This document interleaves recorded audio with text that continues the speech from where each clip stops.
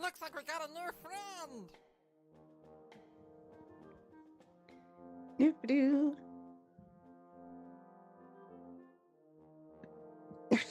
Oh, hi everyone! We're live! Hello, sorry about that. We had some sort of technical difficulty there with the stream. Something to do with stream keys. I inputted the same value twice and different things happened, so engineering-wise that shouldn't make sense. But apparently it does. Hi everyone! Welcome! Welcome to the stream. Okay, things. I have things. So, social skills. Guys, Discord, Twitter, YouTube, get over there, get on all of them. Twitter me if you want to get a game, especially if you are free between the 22nd and the 4th of January. 22nd of December and 4th of January. Send me a message because I want to get you all on the show during that time. I'm running 40 shows in that time. So send me DMs on Twitter. YouTube, catch up on this and all the other shows. Discord, come and be part of a wonderful, inclusive, amazing community. And then we also have a Patreon. You guys should check that out. There's free stuff. There's not free stuff. It's cool. I just yesterday put up a blister thing. It was great. And there's free articles by Archmage Derek and Renee on there. We also have merch. You can get that beautiful merch all over everything, like, you know, tapestries, wall hangings, clocks, or, you know, jumpers and shirts if you want to be boring. What else have we got? We've got sponsors. We have two sponsors. We have Bird and the Storm Publishing, who create all their t-shirts and mugs. All the proceeds go to charity, so support them, support us, and everyone has a good time. And lastly, we have Mage Hand Press, who's just entered chat just there. Mage Hand Press, they just released their alpha book yesterday for their Dark Matter content. It's a blast. You can see it on Thursdays at 1 PM EST, and if you head over to their store now, you can buy it for $30. So check that out. Oh yeah, we also have a tweet. Every 10 retweets grants a Wild Magic Surge. So yeah, also check that out. That'd be fun, right? Wild Magic Surges. And we're already at 10. So Kiana, I'm gonna hand over to you in the safe knowledge that we've already got 10 retweets. Oh hi. Oh, hi. It's good to be here. It's the penultimate episode of Adventures in the Wild Blue. Where did time go? I can't believe it. And now we're here for what everyone was here for the drama, for the feels, and for the dangers. And I'm so excited to be here with my lovely cast today. So let's go around and we'll have everyone introduce themselves, who they are, who they're playing, pronouns for both. And we will start off with our good friend, Jay Greybright, Julie. Muted? You are muted. It's not a stream until There you we talk go. while you muted. Someone had to do it. Okay, hi, I'm Julie. Today I am playing Crow, who is our resident ship mom, and I go by she, her, or they, them pronouns, and Crow goes by she, her. Yeah. Awesome. And we'll move right over to Simon, Wandering DM. Oh, hi! I'm Simon. Tonight I'll be playing Captain Sebastian Snow. He, him pronouns for me, he, him, or they, them for him, for Snow. And I'm ready to probably have all the feels. Or to just sit on the sidelines and watch events unfold as I eat popcorn. Why not both? Could be both. Crying while eating popcorn is a mood. It just makes it saltier. It's good. Indeed. And let's move over to, hey, new face over here, but not new to Adventure in the Wild Blue, Katie Face. I'm Katie. I play Kaylin Arkham, the pilot and first mate of the Owl, the Outsiders. But I go by she, her pronouns, and Kale also does go by she, her pronouns too. So I'm ready. I've been crying literally all day. I watched 3 sad movies on the plane. I left my best friend. It's been a really bad day. So hey, Lauren, that's cruel. We don't need to throw out those formers. I'm just taking a little break. Ouch. Yikes. I mean, if you're looking for a job, we can always hire. Your pilot is right there. She is your mother. Slave trade very strong in Empire. I mean, could be a co-pilot. Oh my god. I'm dead already. Cool. Great. Love it. Maybe I could take some leave. Let's move over to I'm so tired. let's move over to Avery before I die. Hey guys, I'm Avery. I'm playing Tanya, who is the probably legal Imperial one of the mechanics on the ship, who has never done anything wrong in her life ever. Both of us are she/her, and I'm so ready. No, I'm not. I'm a liar. I'm a dirty liar. I'm not ready at all. I will probably cry at some point. You know what? That's fair. Yeah. That's fair. Your mic suddenly sounds really sort of like all the way on the build-up. You sounded really clear, and as soon as we're live, you sound like you've put like a cloth over your mic. Like, Really? yeah. I'm using a different headset, so that might be. It was fine. It was fine a minute ago. Okay, well, it's fine. It's fine. It's audible. It's audible. Oh, okay. Alrighty. We'll figure it out. We'll figure it out. And of course, Scrat. Oh, hi! I'm Scraticus. You might know me from this channel. And you know, a few others. I got invited to Jess's channel the other day. That was fun. Still yet to be invited to Off the Table. But counting the days. Not like you do shows in the same time slot as us or anything. You guys do weekend shows, don't you? No. Oh. I'm But slightly me and less some are salty. on other channels. I'm slightly less salty. Slightly. I'm still salty. I'm literally having to defend Off the Table every day of my life from you. Yeah. Anyway, yeah, either way, I'd still love to come over to Off the Table sometime. We could definitely work something out. I'm not in every show. I kind of am, but still. Yeah, I play Brenda. Brenda, who has kept her last name Arkham hidden. For reasons. Yeah. It's gonna be real interesting today. Katie, no matter what happens, I love you. I can't say the same right now. Oh, fine. But I got some cool artwork. Let's fade that in. Look at the cool artwork, everyone. Oh, I pressed the wrong button. Can I cut? Yeah, it's good. Have I broken OBS? OBS is not broken. But there's the cool artwork! Yay! There was clouds for a second. I used clouds to transition to the thing. Whoops. Can anyone hear me? You've all gone like super quiet. I'm worried that I've broken the sound or something. Like, I'm ready. I'm ready. ready. There were clouds. There were clouds for a second. Yes. All right. Now that we know everybody what's going on, let's get a little recap as to what's going on before we dive into the game today. So, welcome everybody to Adventures in the Wild Blue, a story in the Lady Blackbird world. Wow, words are happening today. That takes place over two different streams with two perspectives of the same story. Today we are with our Imperials, with one outsider, and I am your game master. So, a couple weeks ago, we saw what the Imperials were up to on the tail of the Pirate King Uriah Flint. They have been trailing his large ship, the Helios Fortune, alongside a smaller ship that they weren't quite sure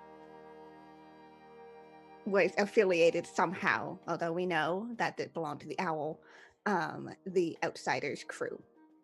As they were trailing, they managed to kind of get almost cornered by a few of Uriah Flint's pirate fleet, but they managed to escape down into the depths, upon which they also then bumped into a sky squid, which they also escaped due to some clever thinking and real fast reactions.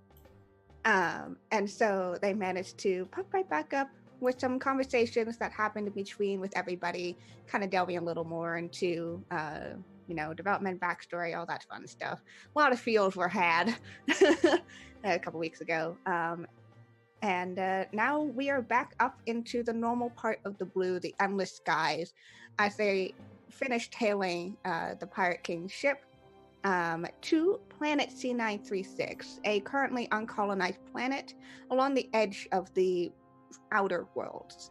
And upon approaching this planet, they see the two ships they have been trailing on the surface of this large, dusty red planet, and a interestingly large, fast-moving dust cloud headed their way. And so,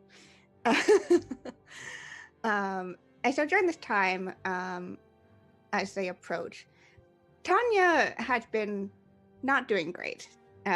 She had gone through some traumatic experiences.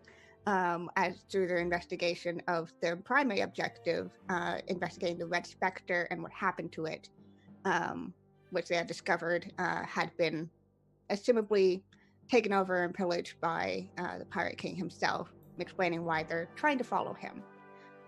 So, Tanya, as we're in here, you've been in your room. What have you been doing these past few days as the ship has kind of been going off and away? Also, do I sound okay at all? You still sound a little muffled, but Oh, I think it's just the new thing. I'll hold it up a bit closer, I guess. I think she's been in a room. I think she's been thinking a little bit about the story that that Captain Snow told her in regards to that heroine who was sick and whatnot. And so she kind of had a little thought of like, maybe I could like study medicine or something. So she probably finds this book that it was like holding up some wobbly chair, and it's like just this really basic anatomy shit. And she just tries to read through it, and it just doesn't work. Like the words are hard. She doesn't know what's happening. So instead, she's just practicing her magic on it instead, and she's trying to be very precise with it. So if you look at her room, she's got this book that like the first like 10 pages are just burnt out completely. But as you go along, they're like, it's just the letters that are burnt out, and it's slowly gotten better and better. So she's just like, for her, if she's either that or she's working in the engineering, like she does two things. She does magic and engineering, and they're the two things she's good at, and she knows that. So they're the thing she's been focusing really heavily on that. yeah, and the rest of the crew hadn't really seen you. You've kind of been either in the engineering room. Yeah, you're just kind of I am stacked in my room. yeah, you're distracting yourself. In Fort Tanya. Fort Tanya made of cup noodles. Yes, now canon. Yeah. Fort Tanya, no Kalins allowed. No Kaylins, we're allowed just one. Yeah, so you guys have now in the ship seeing this kind of dust cloud moving towards the two small ships that you can see docked on the planet's surface. What is your plan of action? The three of you who are currently in the bridge.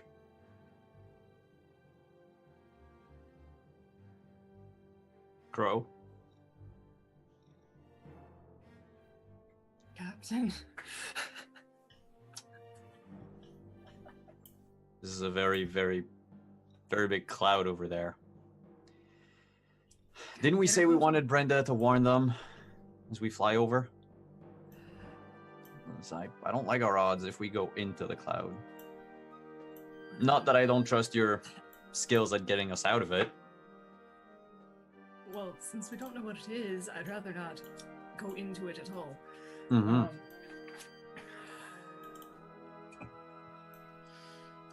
We wanted to stay out of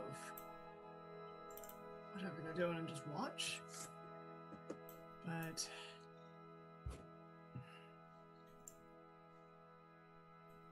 if they haven't seen it, it's...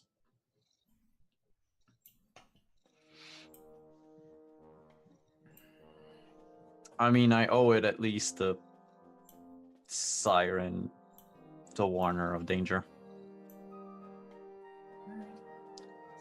Plus the assholes down there.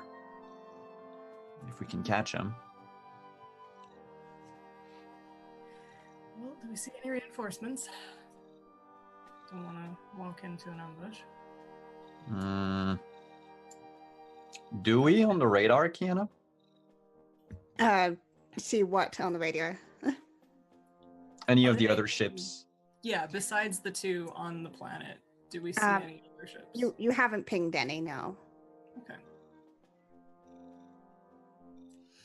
Well, we could give them a flyby. At least radio down what we see. Don't have to get involved yet.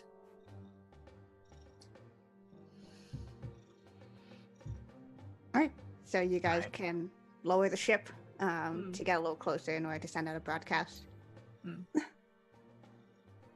So, yeah, Tana, you get like a message essentially from one of the bridge members instructing, preparing for a entering atmosphere.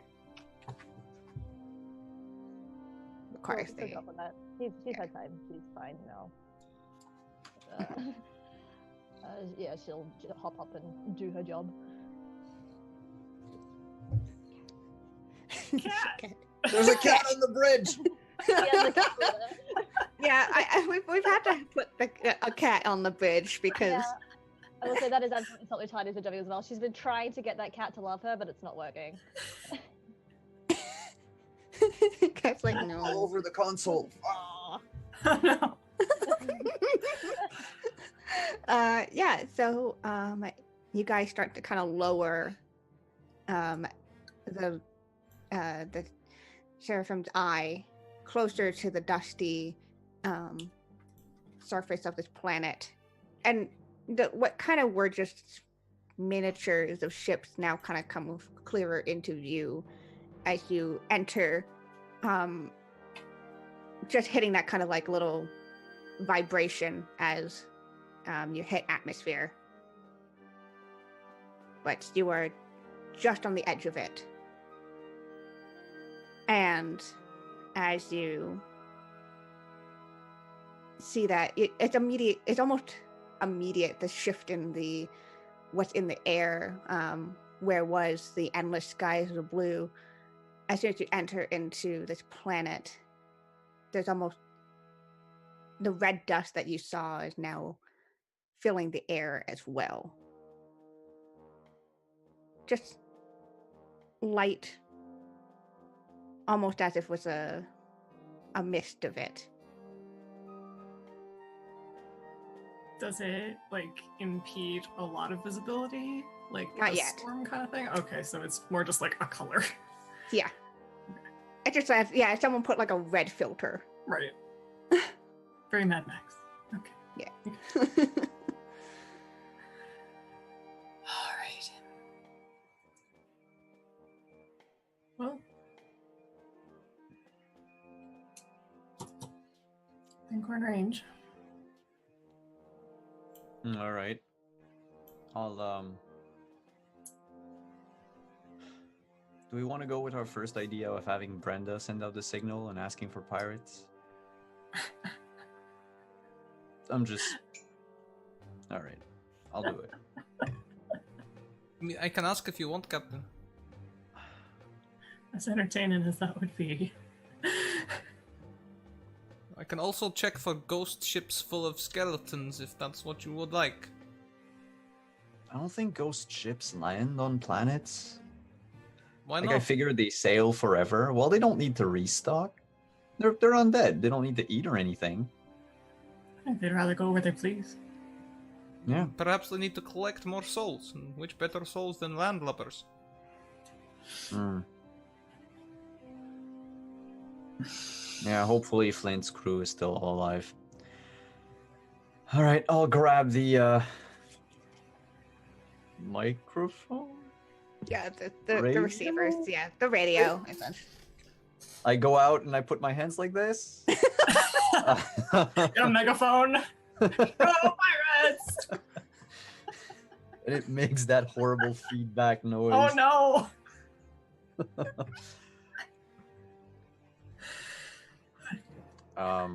So I'll send out a message to the owl. And yeah. go ahead. As you send out, as you try to connect with it, you can tell that nobody's picking up.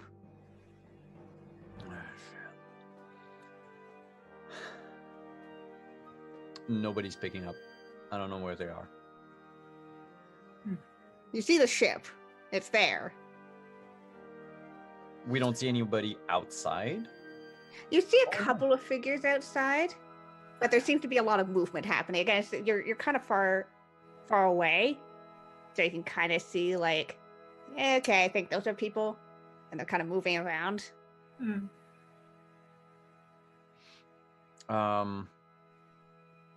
Crow, would you want to bring us closer to those people?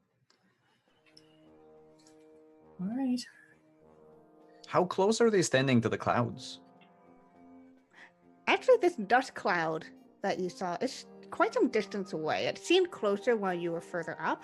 Okay. But now that you're down here, you can see it. It's kind of on the horizon, but not immediately on top of them. All right. I'll keep an eye on that. If it's like going to pick up speed at any time, I'm getting out of there. But for now, to go on a little lower, so at least we could get a bit more visibility on like whoever's on the ground, whether that be like with like spyglasses or With your hands like this. closer to the seat. Yes. Oh, I see them so much better now. Yeah, that's exactly how it works. Mhm. All right. So you start to move in. And as you do, the figures down below clear out, all headed towards the smaller ship. And at the same time, something starts to brew overhead. Immediately, the ship is cast into darkness. What the fuck is going on? I don't know, but I don't think we should stick around to find out. You see a ginormous storm cloud.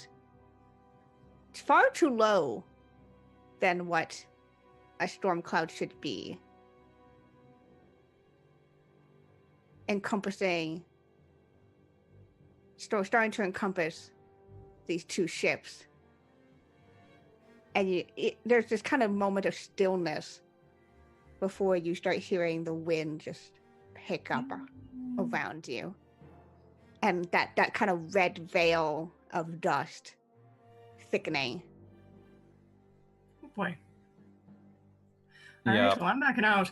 Bring us out of If that. I could go like almost straight vertical, because you said it being kind of low, if I could just like go up and back Okay. As you rather start, than trying to turn slowly. as you start to pull up, Tanya, in the engine room, as you're shifting things, the smoke, the kind of whitish smoke that comes out of the engines usually starts to turn red, blackish, as whatever air is coming into it that's feeding the fires is starting to contaminate it. Do we have any like safety mechanisms, like a filter or anything on these engines that we can activate to stop this from happening? Yeah, you might have to kind of dig through and try to do it, but Yeah. you can. Yeah, maybe a difficulty roll of 3. Okay. Alrighty. Character sheet. Sorry, I should have had this up before. Alrighty. I'll use my engineer trait. So, Okay. 2. Mechanic. Ships, engines. Yeah. I'll use, like, assuming if I need to dig around for it, maybe draw on something, I'll use spare parts. Talented and toolkit. nothing's broken yet, is it? Not yet. Not yet. Okay, so I don't think repair suits. So yeah, so that's 8, Okay. and I'll use. Do I? 1 sec. I don't. It's been a while. I haven't been here in a while. I mean, we've had refreshment scenes and stuff, haven't Yep. we? Yeah. So Okay, you have cool. your full pool. Okay. Oh, why are they down there? There they are. I'll use 1 for my pool. So 9. Okay. 'Cause I don't want us to die. I don't want it to die. You know, that's a good ambition and goal to have. Yeah. To not die. Okay, so roll 9. Yep. Oh my god. There we go. There you go. Yeah. So you kind of do a quick glance around at all the, levers and switches in here. You're like, right, that I think if you combine these 3, you just you run over and you kind of start just switching these things. And the you kind of hear that grind of, things coming together as a filter had been placed over it. But still, that kind of, while you stopped more sand from coming in, there's still that kind of reddish black smoke happening as the sand that had already gotten in is starting to melt into glass in a sense. Oh jeez. This isn't the right music. No. Let's switch over to Calm that. sand. Calm glass. Yeah, there we go. There. Alrighty, so it's essentially turning into glass and hardening. Yeah. Okay. I'd like to use my new precision stuff that I've been practicing, and I'd like to try and turn the glass into a molten state so it'll flow through easier. Okay. Yeah. so That won't require a roll, as you can just start to do that. But from above, all of you who are on the bridge, you can feel the ship kind of stutter as you try to push energy through it to move upwards. But Call down to engineering. Just be like, everything okay down there? I think while this is happening, Tanya's really busy working. She just grabs the thing, is I'm on it, and just she's still going. She sounds very frantic. All right. All right. How far up do we still need to go to get through that cloud? you're not sure. It's got to the point where it's just dark red. Oh boy. I don't want to die to a cloud.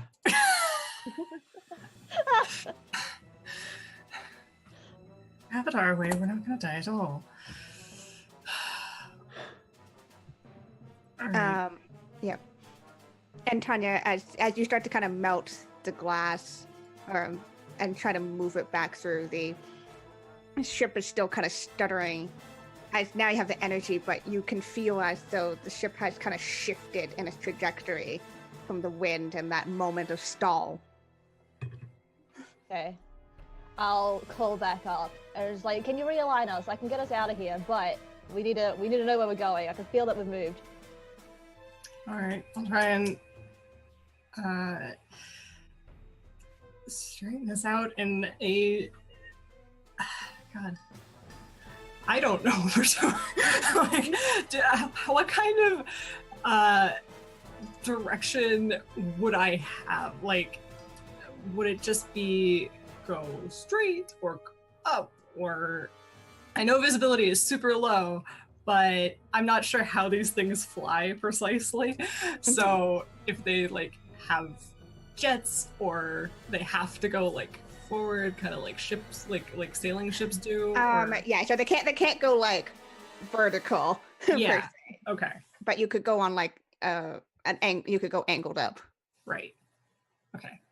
And I imagine Okay, that's in my what I mind. was trying, and I'm just gonna try and keep it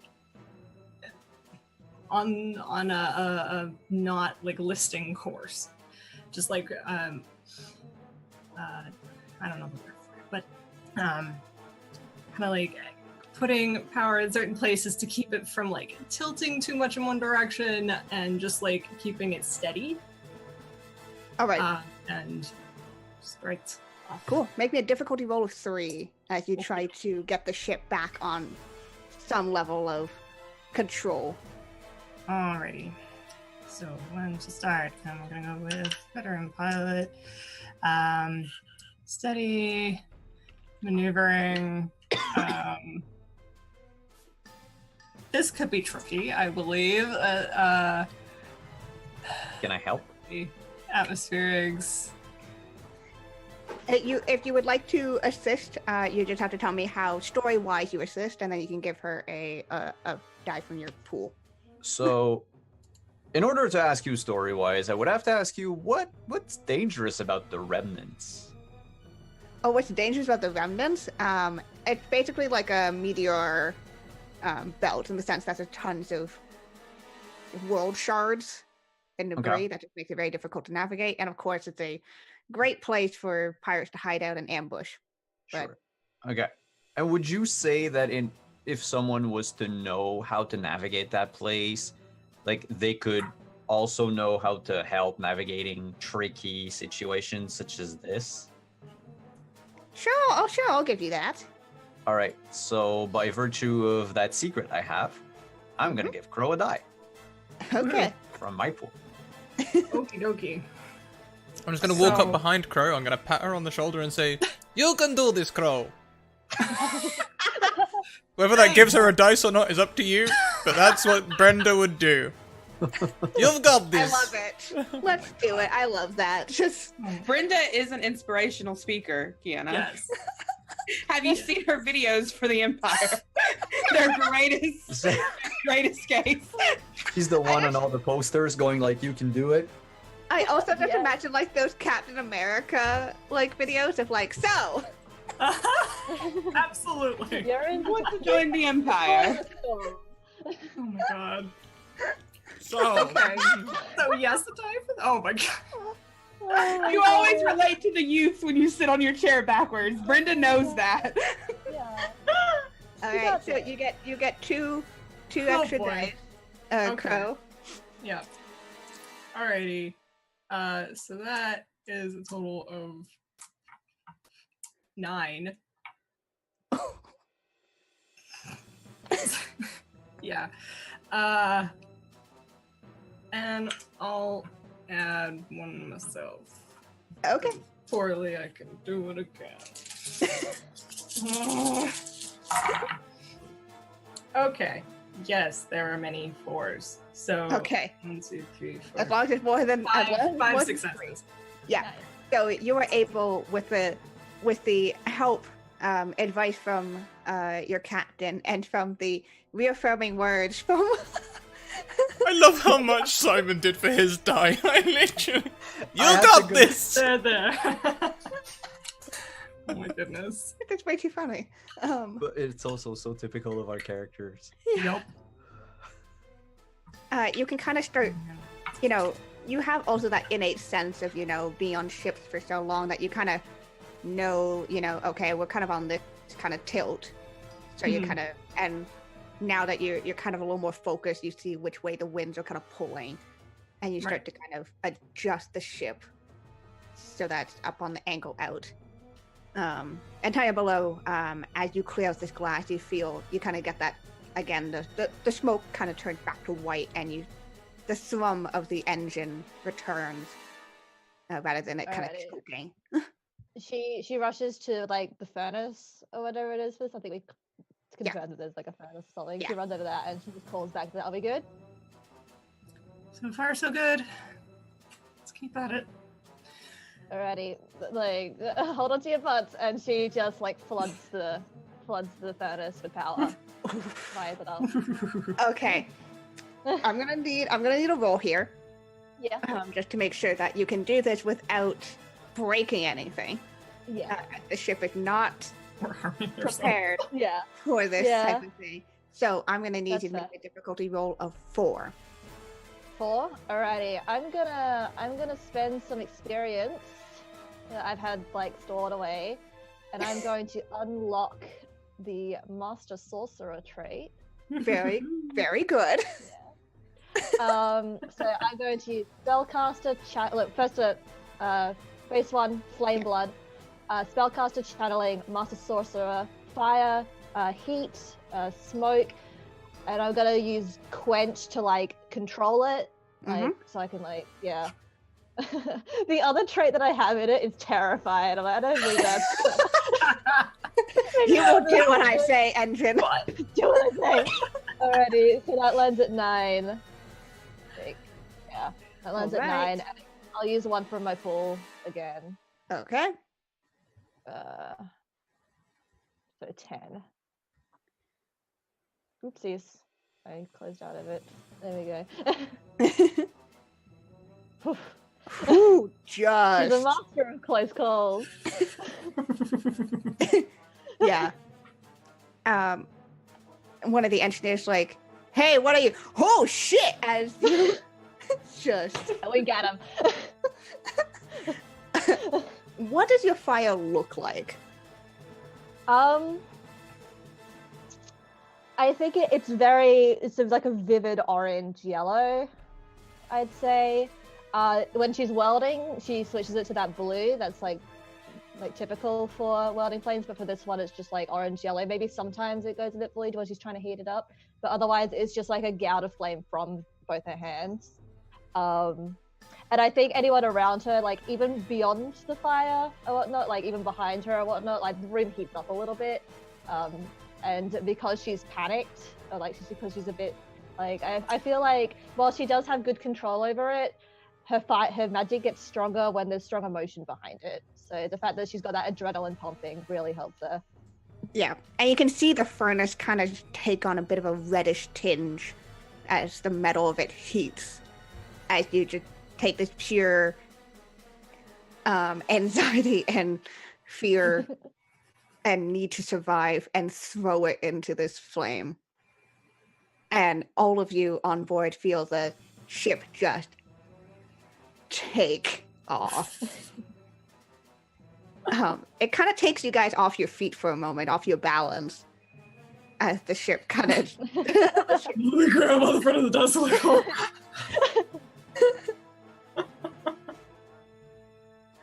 And as the Seraphim's eye breaks out of the hold of the storm that has come out of nowhere, let's go over to Let's go over to another part of the blue. As the Seraphim's eye Oh goody. starts to get to the edge of the clouds. You don't need to. Kellen, you have exchanged some words with your captain or former captain. Yeah, you're right. And you got into the gone to the escape pod and dialed in a world code, and we're on your way there. What you didn't account for was 2 things. One, that the storm Looks that like we got a new friend. Lady Blackbird had caused had grown to such proportions. And as you kind of pass by planet C936, there's almost like a bit of a pull, almost, as you're kind of skirting just the edge of atmosphere. The second thing you have not accounted for was other possible ships. You don't see that Imperial ship that you saw. Rather, you see 2 ships about the same size, however. with that gray flag with a teal spark symbol on it.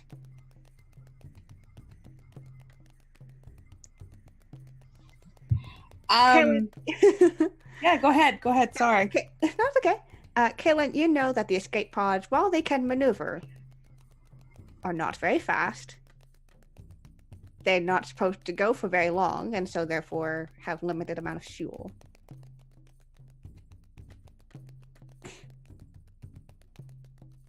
So,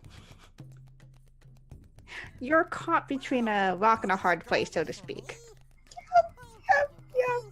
Yeah. Just quickly, thank you very much, Isriver, who donates for a Wild Magic Surge for Kiana to give out. There's only one player at the moment. Cool. Well, actually, that reminds me to roll these things, but you can describe to me what you do. Katie? Kaylin, seeing this, I think she's so angry and just like so headstrong right now and not thinking. She tries to push it, tries to book it. Okay. You're gonna have to make me a difficulty roll of 5 to make this ship do what you want it to do. This is before I've picked any piloting things because I haven't done it yet. I genuinely don't have anything to roll. I don't. Okay. I have nothing. Yeah, can I just take that fail? Because I mean, I don't have any, I haven't put anything from piloting in yet, so. Yeah. So, I'll give you a choice here. Is Kaylin gonna try to, if she realizes that things are gonna fail, is she going to try to take the ship and move it away from the clouds? Yeah. Okay. Yeah, she knows well enough that this isn't natural. She doesn't exactly know what it is, but she knows something because of her time spent with Birdie. So, yeah, she's not dumb enough to go into that.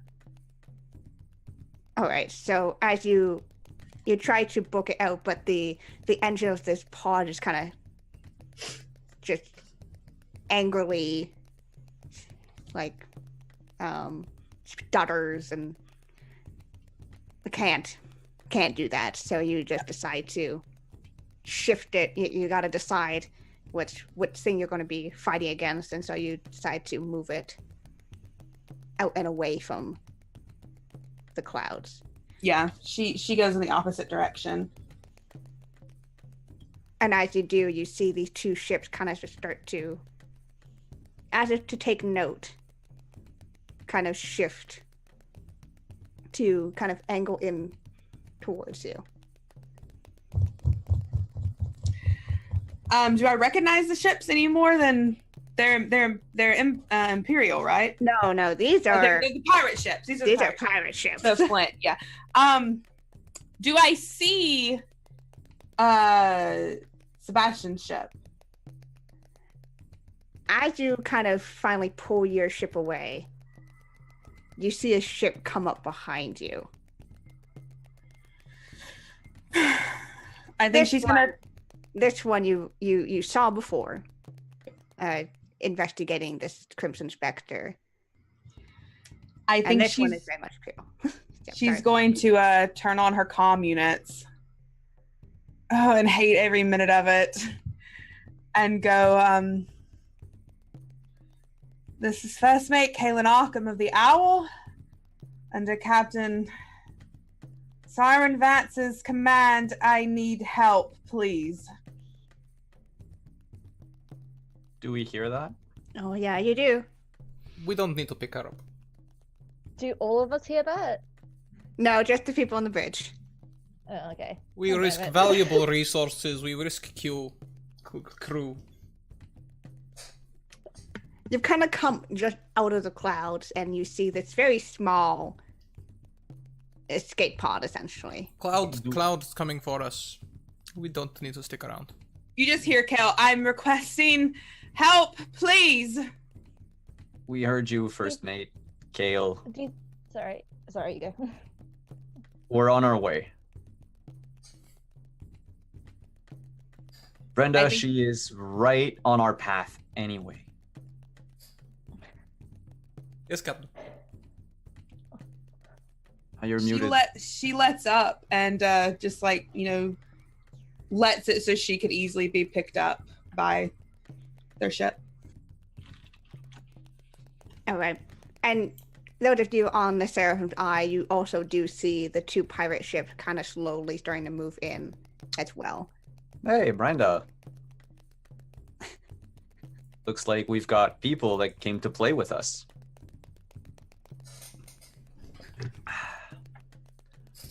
What do you want I should do, Captain? I don't know. I'd like to see what it looks like when a pirate ship hits that cloud. You think you could disable their engine? Or blow them to bits for all I care. I'll go see our new passenger. Oh, you mean you want me to shoot it? Oh, okay, I thought you meant physically go over. Got you. Okay, yes, I can go shoot it. No problem. I mean, if you want, we can physically go over. I have some pent-up aggression I need to deal with. You're about to. No, I'll go shoot it, Captain. That'll be fine. All right. Be careful of prisoner. I have... Probably make a good slave, actually. Just go for slaver route this time. That'd be great. All right. You're acting very peculiar. You're acting peculiar, and she'll go and head over to the guns. Crow, have I been acting with... No. Yes, I've been acting weird. Have I? You're muted, Greg. Julie, you're muted.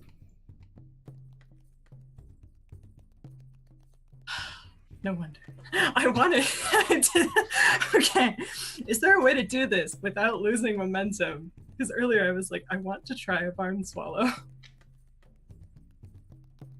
Ooh. Is there a way to open up something in the bottom? I'm just saying, Kel is also a pilot. She would recognize that in a split second, and she'd go for it. Like, this is part of like turning to Sebastian. I'm just like, if we could pick her up and try and aim them in the same direction as this mess, try and lead them past it. 2 and 1. You trust your skills? All right, let's do this. Okay. Yeah.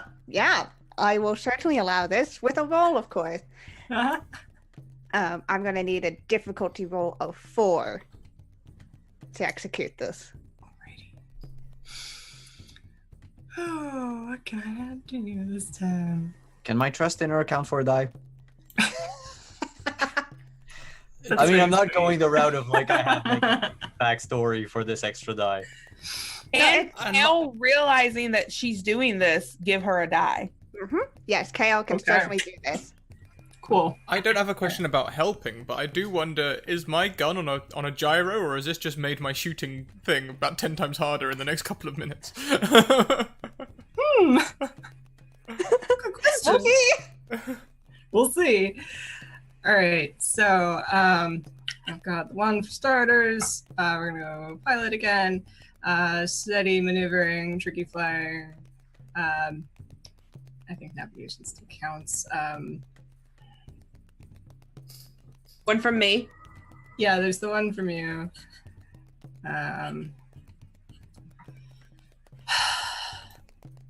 Signals, actually. Because I'm gonna call down and just be like, all right, stay still. And 1, 2, 3, 4, 5, 6. Atmospherics at this point, knowing altitude. And a means to like turn around quickly at this height. Could I add that? Okay. So that is 7 plus the 1. I have so many trait points, God. Okay. So 4, 5, 6, 7, 8. Hang on.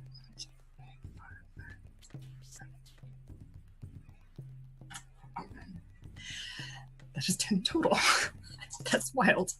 Okay. 1, 2, 3, 4, 5. Okay. Yep. For a second, I thought you were going to stop at the 3.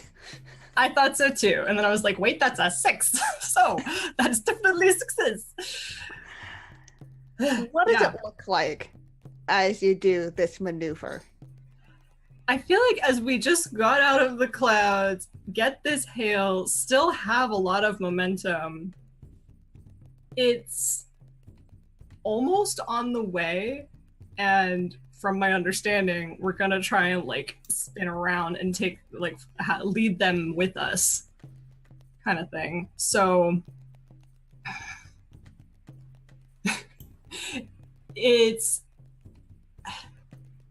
I somehow managed almost like an anchor point, but with jets.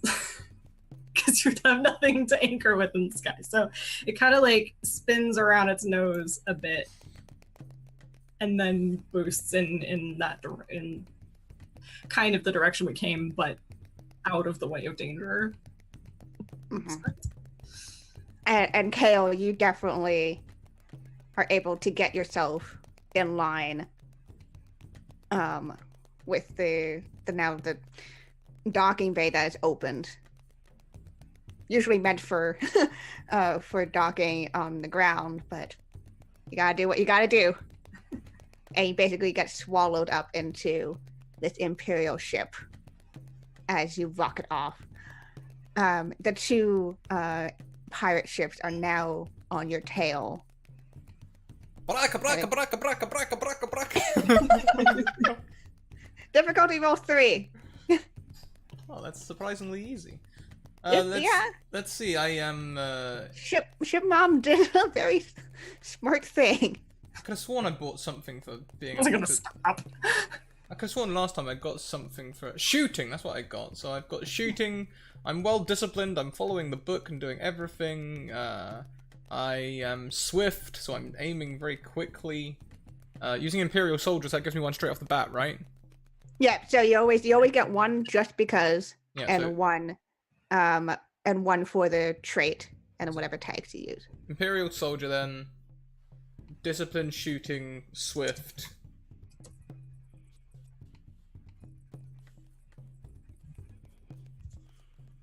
Do they look anything like slaver ships?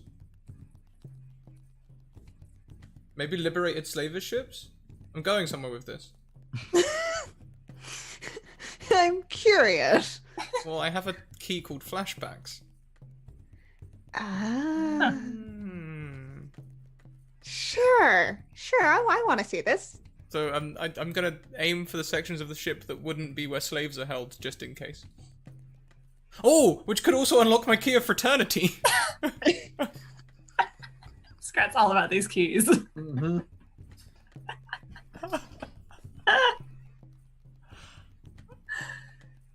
Yeah. Okay, so I need you to describe the flashback scene. Oh boy. Okay, so So, like, how does it mix in with what you're doing right now? So I was on a ship being raided by pirates one time between we were flying to a different planet to go and fight in a big event. I was champion. I was best fighter on planet, so I go to the next planet to go and show them how to fight. And raiders, they try to liberate the slaves. They say that, you know, it's wrong and that they should be freeing us. And during fight, I had to grab gun myself and shoot at pirates. That was good trip. Okay, yeah. So as you know, you kind of line your stuff up. Make that roll for me.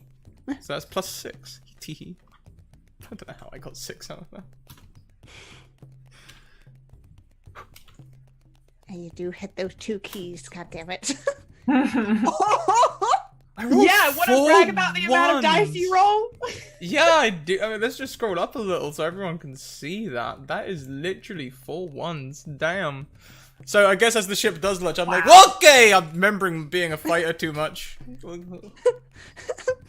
The flashbacks are too much. I'm lost in my Yeah, you're kind of your brain kind of focuses too much on this like flashback, Mm. and by the time you kind of snap back into the action, this ship has kind of gotten at an angle where you just can't hit. Captain, I missed. I can see that. Crow, do Keep we? at it. Yeah, do we go for a second pass or we just get the hell out of here? I mean, how close are they? If we attached a rope to me. Oh God. They're not that close yet. You're very fast right now due to the momentum. So they're kind of struggling to keep up with you and just maintain the distance. So they're not close enough for you to float out in space right now. We So might we have could guns just- pointing out the back. You- I figure our guns can point anywhere. I mean, wouldn't it be a bit flawed design to have guns that only point in one direction? No, you do have guns at the back, which would probably give you a better. I run to back of ship!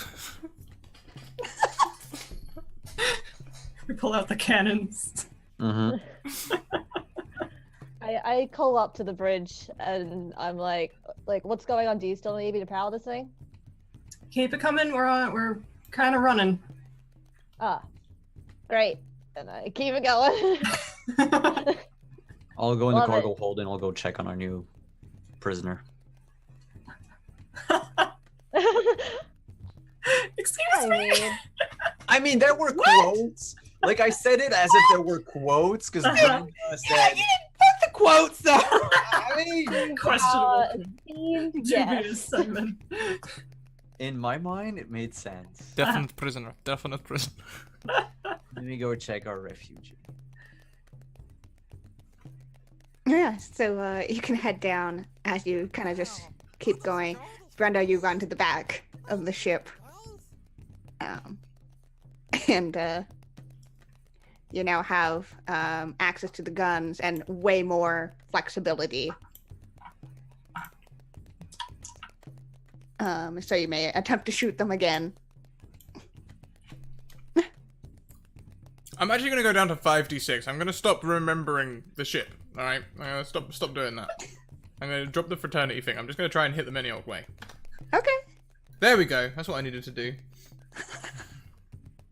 Yeah, you're just at the warrior's focus, right? Where like everything just kind of goes away except just wanting to hit them and hit them hard so they go down once.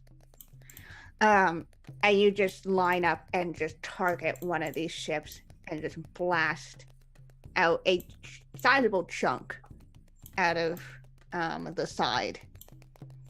And you can kind of see this ship kind of wobble as it's passing over the planet, chasing after you.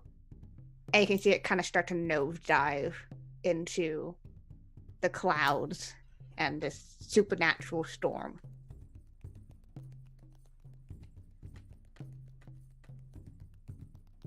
I hit this time, Captain!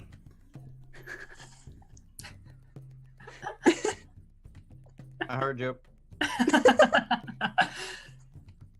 Yeah, all of you could hear like it's fairly muffled, but just to like the sound of the guns. Braka, braka, braka, braka, braka, braka, braka.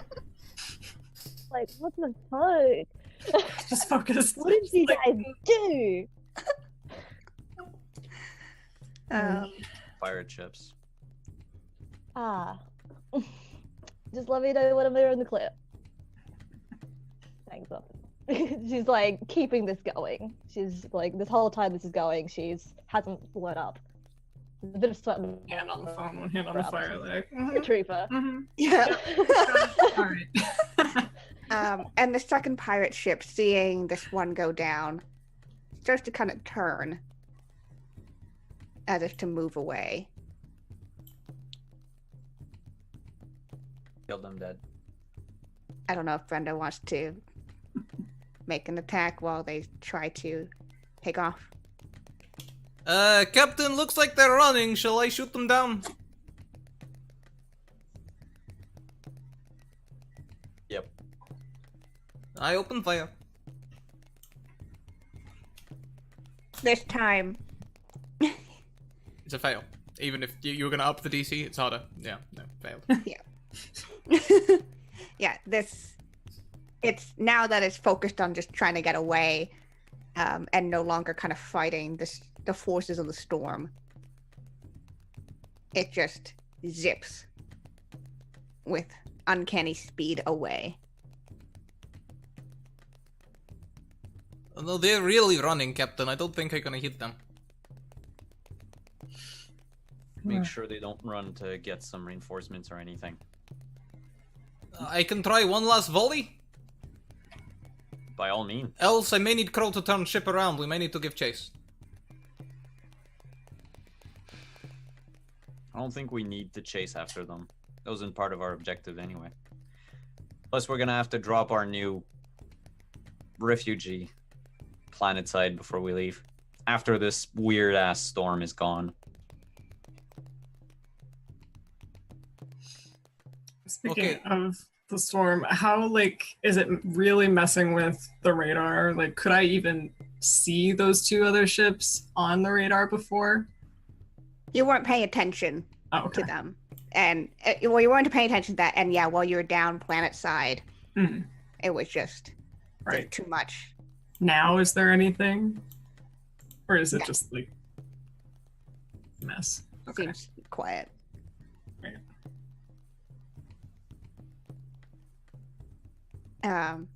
If you would like to do one more shot at them, Brenda, Yeah, I'll take you- one more shot. What is DC? 4. 4. Okie dokie. Take a deep breath. Dig deep.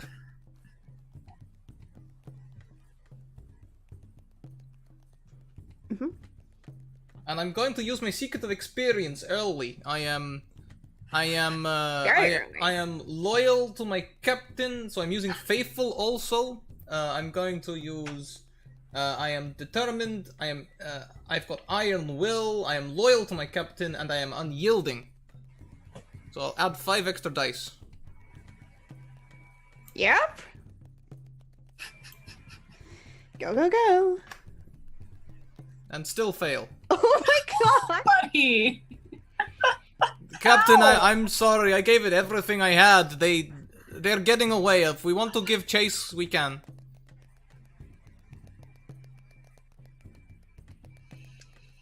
It's not part of our objective.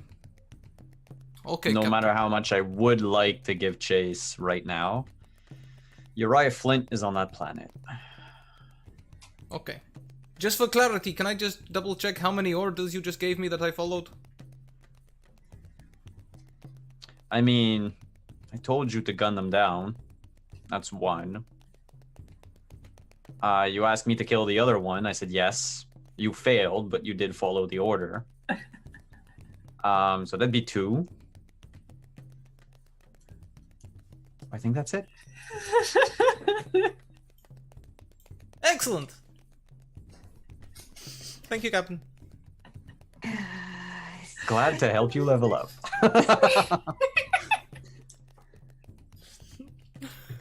So yes, it seems, Crow, that you are in the clear.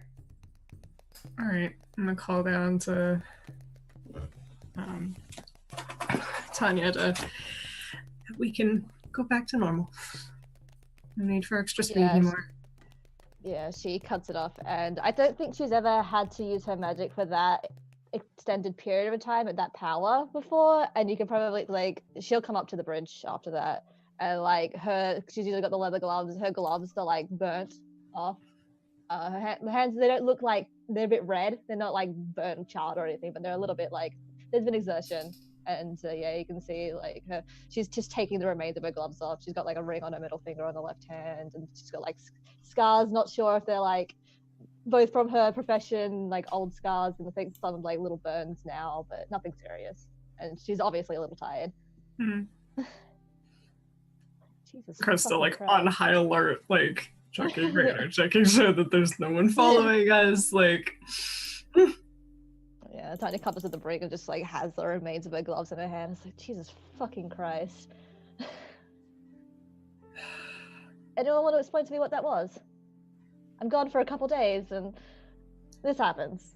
well, if you look down there, there's a storm that came out of nowhere that we had to blast out of, and that's She what just kind of peers down.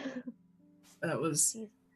the primary mess. And then there were some pirates who were there once we exited said storm, and we just picked up a ship that called for help. Oh. All in one fell swoop. It was quite artful, I'd say. Never a dull day. Mm. Would I recognize this storm as magical? I'm not sure. It's not within your wheelhouse No, per se, yeah. but this is definitely a very large storm Or- to have happened very suddenly. Okay. Huh. I've not known that kind of weather to happen of natural causes. So I don't know if She's it's kinda someone like- down there.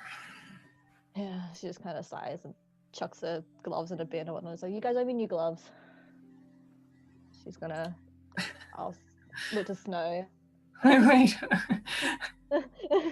You all right?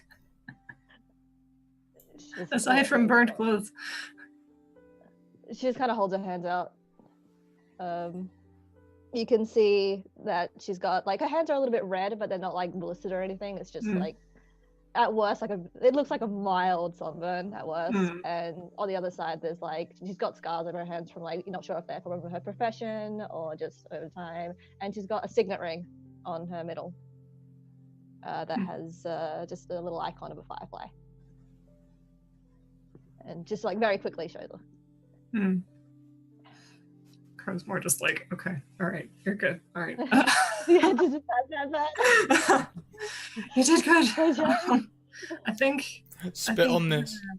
we're all right for now. And everyone grabs some orange slices. But yeah, she just wipes her brow and takes her hat off for a bit. And she's like, "Yeah, I'm fine. It's just haven't had to do that in a while." You said we took on a passenger. Oh, right. Down in, I expect cargo bay. Not how we normally pick up folks, but it's what we had at our disposal. I know the captain headed down that way. Don't know if you're curious, if you want to join him, but it's I remember the hail. Remember the owl, actually. When Kaylin? I think it like the whole time that you've been discussing this or whatnot, she's kind of got like a little disinterested face. She's just kind of like tending to her hands or whatnot. But the moment you drop the name Kaylin, she just looks up, and like you can see that she's like paled a bit. She's like, "What was that?" The name of the person we picked up, the distress signal that we got. Is that all right? She's quiet for like a long moment, and she's just like, "We'll see," and she's just gonna hurry off down to where the captain is. Right. Well, Captain. At this point, I'm just like, concern. Concerned mom. just grab. I don't know if I have emergency booze in the cockpit. I'll take my gloves off now, which is good because they were getting kind of gross. I'm gonna bring emergency booze. Yeah. We all have alcohol. I just leave the like I don't know, set autopilot. We're not headed anywhere really, but just kind of bridge crew to deal with it. Yeah, Lorelei can do it. Crow, can we have conversation real quick? Sure. I think it's on my way. Okay. So as you kind of split off, Sebastian, you are the first person, obviously, to get down to the cargo bay, having gotten quite a bit of a head start. And Kaylin, as the ship kind of settled and the pod kind of settled in this cargo bay. It's not huge, but it's just fairly spacious. Like the owl could probably just squeeze into here. I mean, Kiana, it's not the size of the cargo bay that counts. It's Oh my god, Simon! Motherfucker.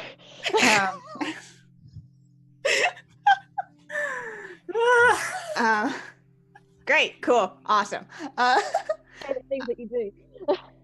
It's there's some crates and stuff in here, but I think fairly dim. she's jumping out of the cargo bay, wiping her hands off on her coveralls, and when she sees Sebastian, she just, thank you for the pickup. Hi, looked like you needed help. I asked for help, so yes. Yeah, no, I mean, I saw. But why weren't you planetside with the owl? Are you Sebastian? Yes, I am, Captain Sebastian Snow. I've heard much about you, and everything is true. Oh, by all means, do tell. Has Sai spoken of me? I think that should be a conversation between you and Sai. Are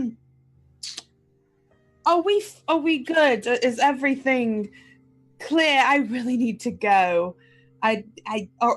Or option, you can drop me off. A night port would be a very captainly thing for you to do. Port's pretty far from here.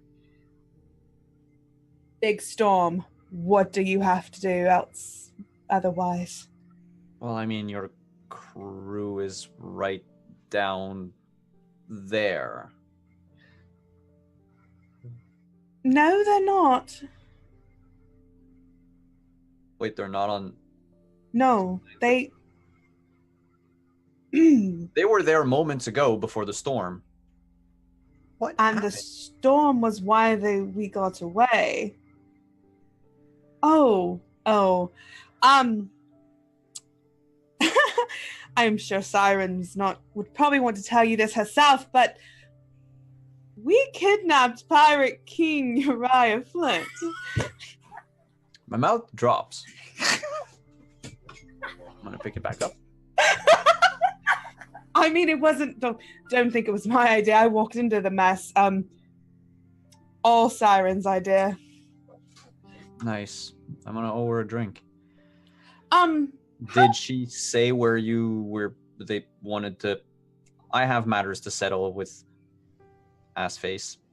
Why, you mad at her brother too? Or what? And Kale realizes that she's just doing word vomit at this point. She just goes, "Oh, Her what? have you not? Did you not realize they look just alike? They're twins." I empty out my flask. That would explain a lot of things, actually. Huh. I'm sorry. I know you and Siren aren't exactly on the same team anymore, but I thought you were friends. Wouldn't you know that? I mean, I met Siren at the academy a few years ago, but we weren't really... She said the two of you were friends. Really, she said that? I mean, she said that. In not so many She words. She sort of alluded to it. I assumed. Oh, okay. Yeah, she didn't say anything out loud. And she kidnapped him, I guess, to get some sort of happiness for that little bird we have. Bryn? Who? Bryn. Lady Bryn Blackbird. Oh yeah, we have her too. That's what she meant. Do you know her as well? Do you know about her condition? Are we the only ones who didn't know? No, I knew about it I've known about it for a while. And you just let her go? It's You were her friend. I mean, if you knew about it, and you Don't. just let her go. don't All right. don't think it was easy for me. All right. It feels a little easy for you. It wasn't. She's Believe me. dying. She's very sick, actually. Where is Very she? ill. She's on the ship. Where's your ship? I tell we didn't decide on like a planet. I tell Sebastian the planet coordinates I put in. Yeah, they were headed. They were headed basically out towards one of the other uncolonized planets. Okay. If she's dying, I have to go there. I can bring you to Nightport after. I don't know what happened between you and your captain. But if you want us to bring you to Nightport, we can probably do that. Very much appreciate that. But I'm gonna see Birdie first. Oh, that. This is not debatable. All right. I guess beggars can't be choosers. Welcome aboard the Seraphim's Eye, Miss Kaylin. Arkham.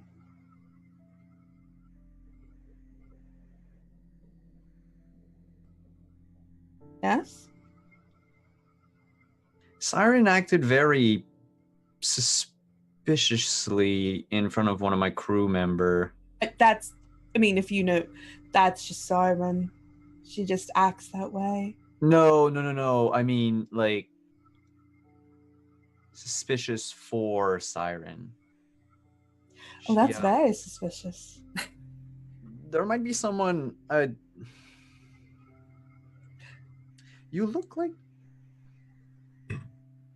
At this out of point, character. How closely do you look compared I to think Brenda? me and Scrat had decided that they're similar looking, but all the years, and correct me if I'm wrong, Scrat, all the years of like Brenda fighting has fucked up Brenda's face. so like I mean, if, I you saw can't them, even. if you saw them next to each other, you'd be like, oh, okay, they're related. Yeah, but Well, I mean, like, I oh, couldn't yeah. freaking tell two twins apart. So Yeah, We know considering that. you couldn't tell Sai and Uriah apart. Uriah apart. Oh, that Probably they not. were. It's more like, oh yeah, they could be sisters rather than they're sisters. yeah. All right. It's At just, this, yeah. yeah. No. Bring in somebody else.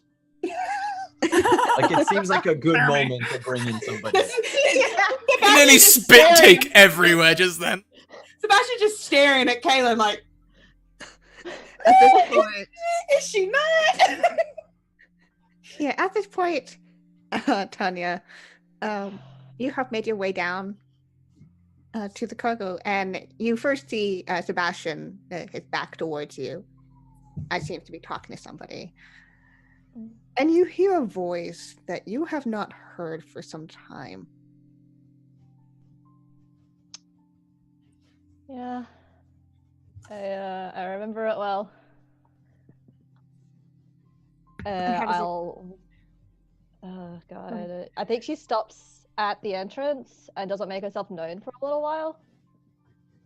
And she just kind of like collects herself and then walks forward and just loud enough, not like yelling or anything, but just loud enough for her to hear. Just like, Kale?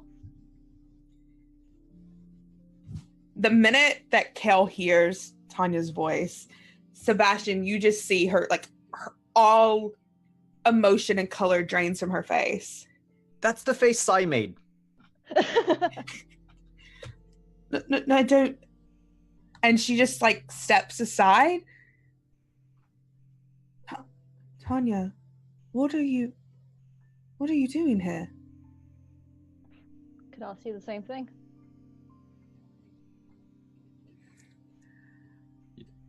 How long have you been here? I just looked to Snow. For a couple weeks. It's been about 6 weeks. Well then, I'm sorry. Is there any alcohol on this ship? Yeah. Oh no, I emptied out my flask when you told me my best friend was dying. I have emergency booze on the bridge, or I have a bar. We installed a bar actually. Remember? I don't That was care like where 5 episodes ago. I don't care where it comes from. She's talking to Sebastian, but her eyes are trained on Tanya, like just staring. Yeah, Tanya's staring back.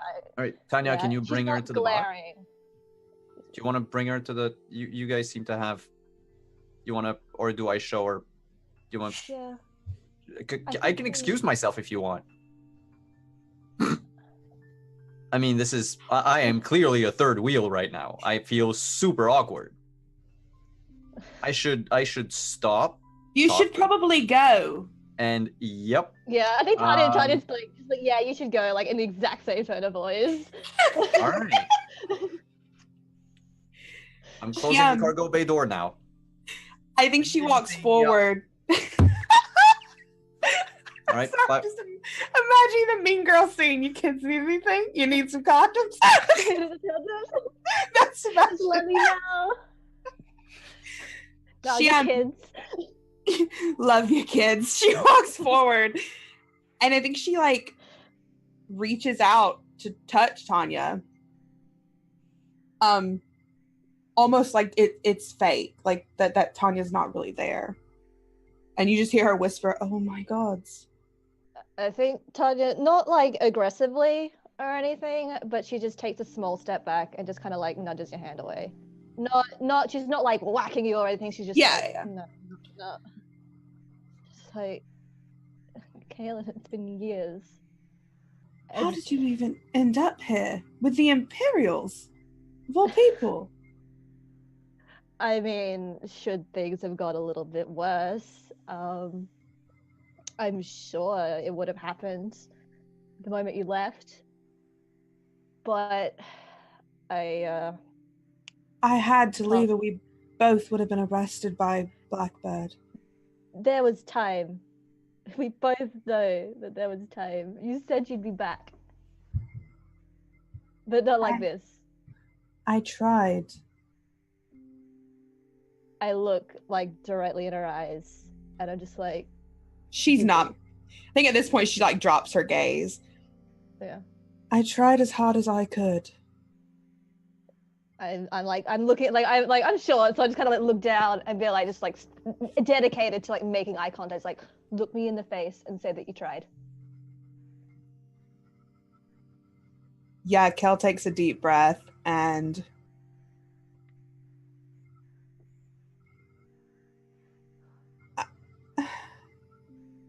I tried. Tanya takes a deep breath as well. And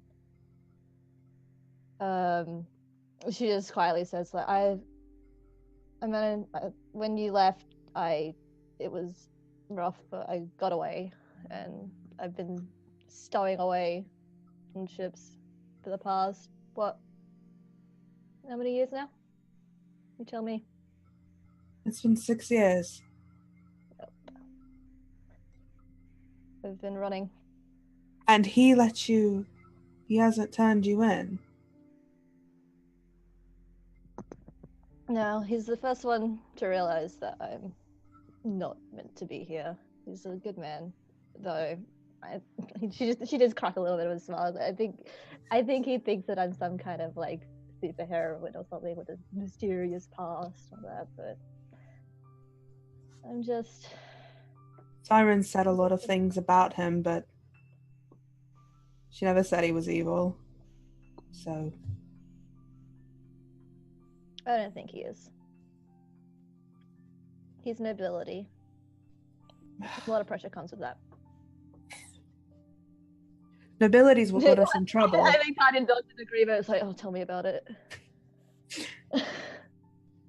Nobility was the reason that you were captured. Kale. One, I wasn't captured.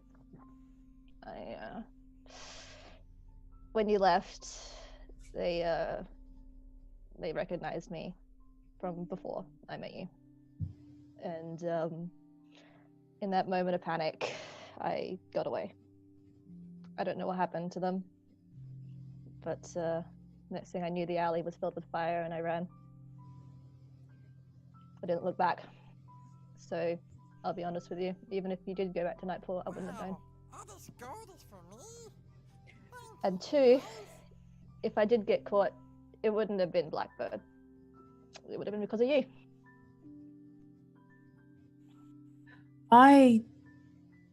No. What was I supposed to do? Let both of us get caught? Kaylin, we could have left together. It was And you know too. that. There It was too time. dangerous. It was far too dangerous.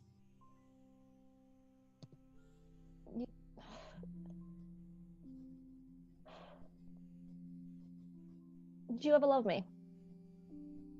Just like looks up. Because you take risks for people you love. I think Kaylin looks shocked by the question. Like her eyes get huge. And she takes a step back.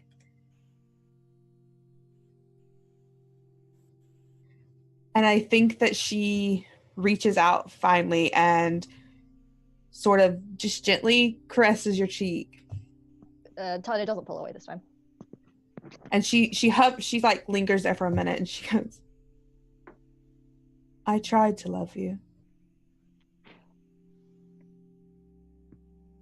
I think Tanya swallows thickly, but she nods, and I'm just like, yeah, I thought as much. I did mean to come back, I promise. I thought you were captured and the only thing I thought it would happen was you would be they'd make you an imperial slave like they've done to so many people I know, and I didn't know how to. There was a fate worse than that for me. Should I have gotten caught? It would have sent me home.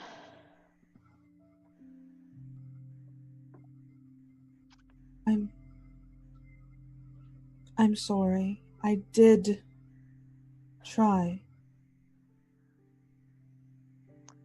I tried to love you and I tried to come back. I loved you, Kale, but I was never really sure what kind of love it was, whether it was romantic or admiration. But I think what hurts the most is that you left before I could figure it out.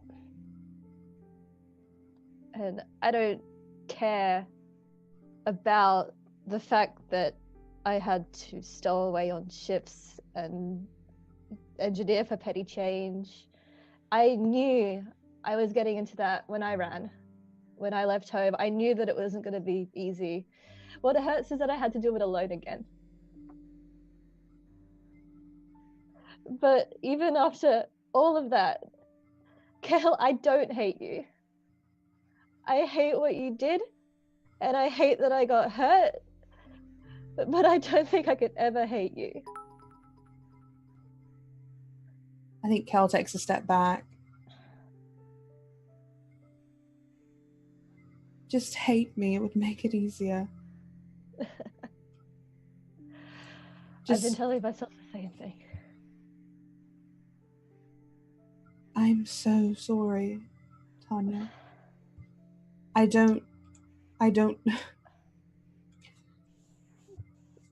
And she just rubs at her eyes. I think she is crying at this point. And she puts a hand on your shoulder. And it's just like, I'm a lot of things, Kale. But among that, despite probably my better judgment, I'm not spiteful, and I don't hold grudges. That's my parents' area of expertise. And despite so much of me screaming that I shouldn't, I think I forgive you. But you're here now. And I think I can piece things together. I forgive you, but it doesn't mean I'm not fucking angry. I'm fucking furious, but not because of what you did to me, Kale. I'm furious because it's happened again, hasn't it? What do you mean? Where's Vance? She's back on the owl where she wants to be. She made her choice as well as I made mine. You made your choice to leave. She's picking someone she doesn't even know over me, over our relationship.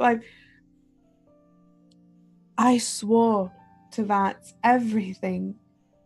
She saved my life and I owe her everything, but she's picking a blackbird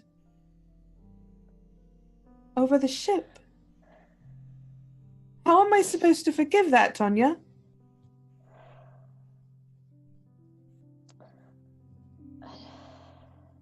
How am I supposed to go back to that? I think she takes the ring off of her hand and she holds it out to Kaylin. And she's just like, just because she's a blackbird doesn't mean she's awful. Do you recognize what that is? It's your crest, isn't it? It's my crest, yeah. It's the emblem. It's like it's a gold ring, and it's got the emblem of a firefly on it. And where the abdomen is like a small, very deep red ruby inlaid. Yeah, I think Do you recognize this? Kel looks at it. I know the family name, yes. She holds it out, and it's like, the fireflies are awful, awful people. But I keep this on me to tie me back. I figured that no matter how terrible they are, they deserve to know if something happened to their daughter. My name's not Tanya. You never told me. You told me you were from money, but no. What are you even talking about?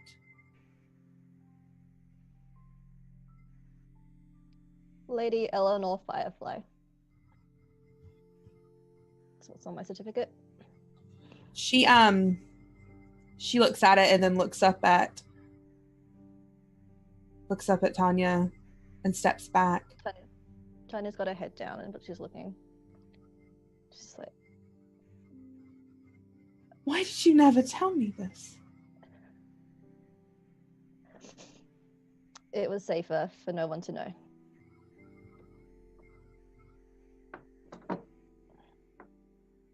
I'm sorry. No one else on the ship knows either.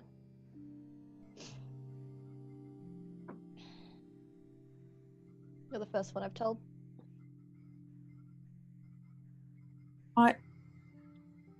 I don't even know.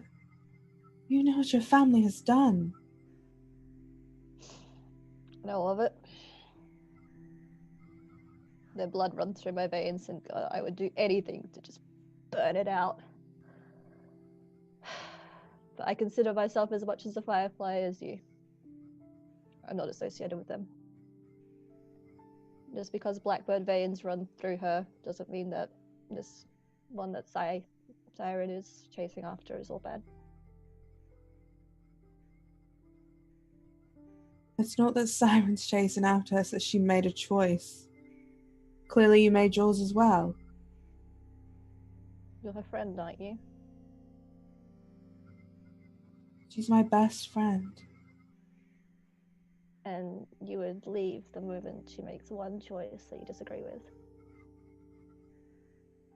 Tanya, it's all I know. You know that. Sometimes, I know this more than most. Sometimes friends do stupid shit. And it's stupid shit that'll probably blow back in their face. But the only thing worse than having a plan like that blow back in your face is being alone when it happens. I forgive you, Kale, but I'm angry that this has happened again. But you can change. You can. It's not too late. You can go back. I don't know if I can. I'll come with you. This isn't your responsibility. I know it's not, but I'm making it mine. Because despite everything, Kale, I still consider you a friend.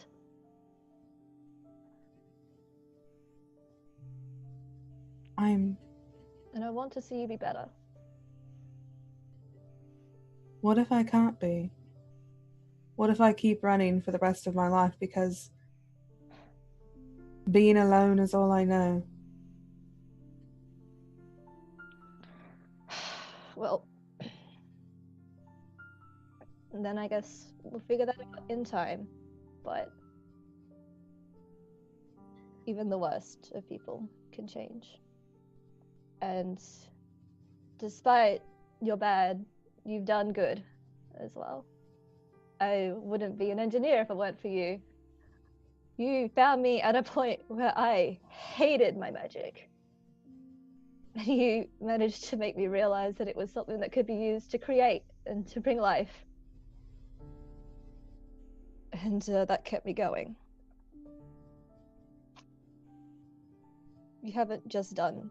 You haven't just run, Kale. You've done some amazing things, and I'm sure you've done some amazing things for Siren and the rest of the Owl as well. But right now, what makes me furious is that there are people on that ship who are going through the exact same thing that I did. Wondering when you'll be back, and where they went wrong, and what they did to make you leave. Because you're the type of people that people don't blame, Kale. They blame themselves. It took me years to realize that it wasn't me. It was never your fault. I know that now.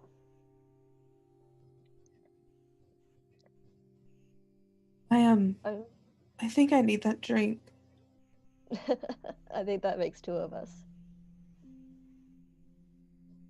Can I have my ring back? Yeah, she gives it back. She was thinking hard about keeping it. Yeah, she did. She smiled a bit, and I'm just like, I don't fucking know you. And she reaches under the collar, and she pulls out the necklace that they stole together. They're not. Yeah, she pulls out the necklace, and she's just like, You kept it. I did. Because even when I was at my angriest, even when there was a point where I did hate you, just briefly, there was always a part of me that couldn't let go. I think she takes Tanya's hand in hers and just squeezes it gently. Tanya kind of winces a bit because they're a little burnt. I'm like, sorry that I ever made you hate me.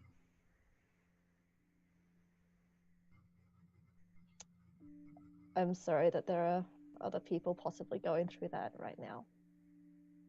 You need to go back. And they'll welcome you back. But if you don't go, it'll just fester. And if you keep running, you'll run out of places to run.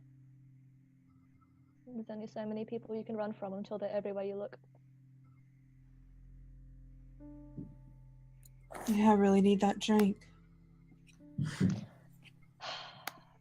Show you where the bar is. Yeah, she'll follow Tanya out. Yeah, they'll walk out. I think throughout that, like towards like during like the anxiety, but like when she was like really emotional about it, you'd probably notice the room heating up a bit. And but I think Kel's sort of used to it too. Yeah, Kale will be used to it, but I think now it's normal. Cities for a while. Yeah, she'll let Tanya lead her to the bar. Yeah, lead her to the bar. She has more questions, but she'll leave them for like a drink. Yeah. And as the two of you move towards the bar, camera shifts to another part of the ship as Crow, you head towards where you know Brenda is.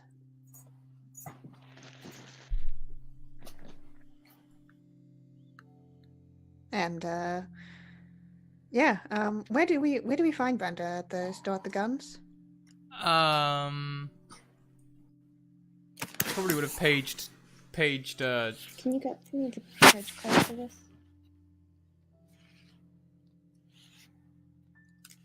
She probably would have paged. Is that coming through me or someone else? Sorry.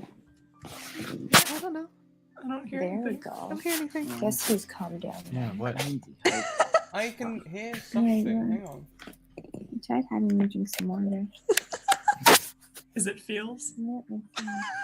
It's like a radio signal or something. Oh, Interesting. From all the way in Australia. Oh no, I've got one. Yeah. no, we Oh, can't okay. hear you. Chat can hear it too. Yeah, no, it was in one of my Roll20s. Someone logged into a Roll20 that I had open in a dormant thing, and they had their mic on. So, Okay. sorry about that, everyone. Where do we find Brenda? I'll have messaged Crow and said, perhaps meet in my room real quick. Right. I head there. I have emergency wine that I thought to bring down to the captain, but we may need it here. So when you walk in, I think Brenda's she's pounding weights. She's sort of stripped down into her fighting gear. But she's sitting down and her heart's not really in it. So, not that I don't enjoy the show that this is. What did you want to talk about? You sounded concerned. Oh, Crow, you know. Hi. Oh boy, Crow. So, you remember last week? Well, just yesterday, actually. You remember the person I was told we were talking? We had a nice little conversation, and we talked about the person who left me in slavery, and that I wanted to kill them, and hurt them, and break them, and everything else. Right. Yes! Well, two things. First of all, that person was my sister.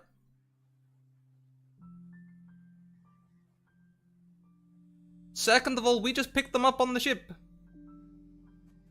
Ah. I whip out a glass to pour this wine. And I hand it to him. Yeah, how full is this glass? This is like a hefty, like, cup of wine. It's not I'm afraid big. it's not, it's empty. Yeah.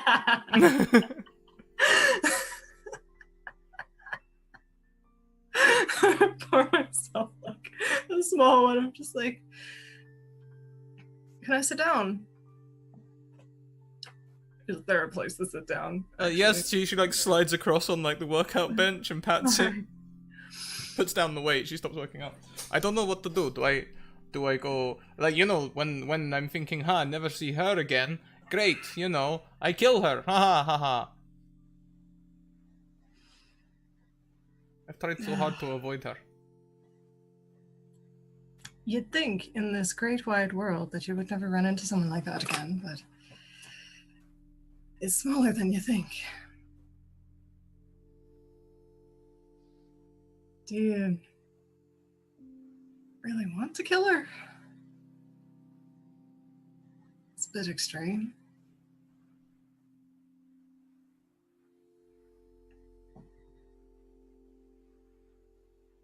I'm not the same person that I was when I was taken as a slave. She closes her eyes for a minute. Used to talk quite differently.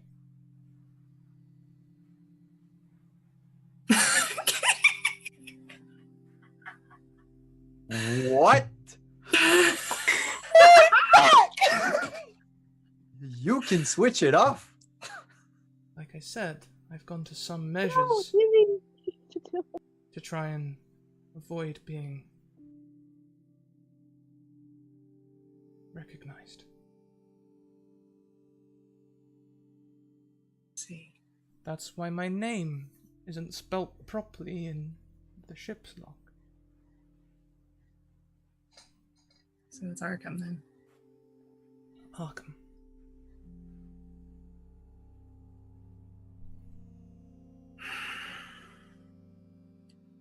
Well, I see a couple ways this could go. You don't have to see her.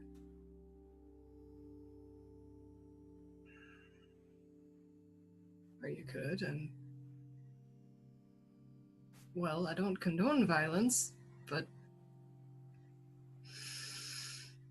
I know that's a way that some people have to get it out. Work through shit. I suppose it's up to what you want. I don't want to hit her. That's too easy. But I know she's anything like she was.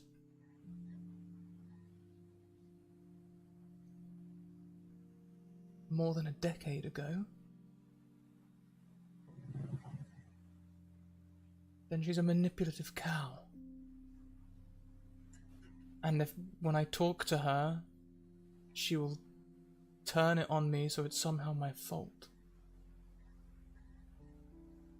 That's why I fantasize about just beating her up. I don't have to deal with her.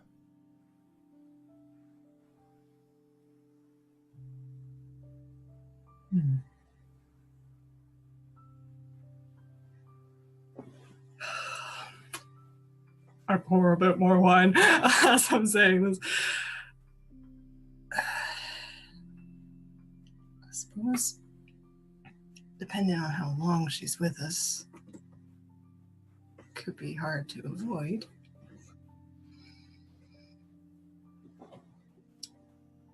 And depends on how secret you want to keep any of this as well. Does the captain know? Captain does not know.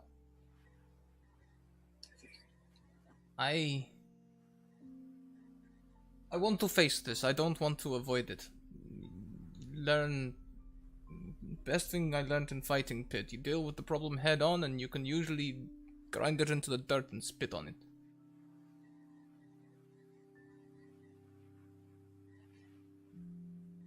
Then do you want a friend?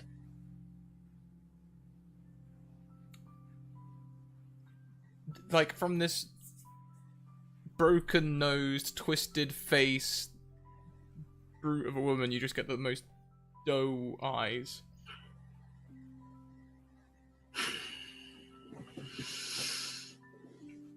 Hold a hand out.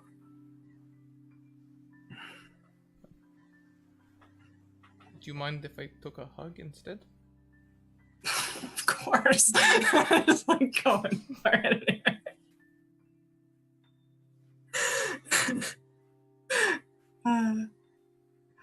I'm trying to imagine this like size difference because like I don't know how tall Brenda is, but she built. And Crow's like not whitefish, but she is small and kind of wiry. Yeah, no, Brenda's not tall, but she's probably definitely quite wide, so probably feel Almost reaches around. Yeah, you probably feel pretty safe right now. You just kind of like rubs your back. It's like, alright. Well, it didn't have to be now. No, I'd rather face it. I'll probably drop accent when I speak to her again. She will take the piss. I've been speaking like this for so long. It's more normal now than my old accent. This is my first trainer. His name was Chekhov. He taught me how to fight. Did a good job, as far as I can tell.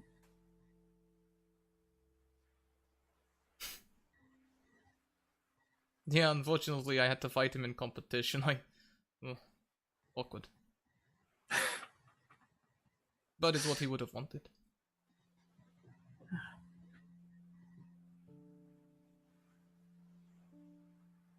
No, I want to go and speak to my sister. Will you come with me? Of course. I can either stay or try and keep the captain busy. Depends on if you want. But I'll be there either way.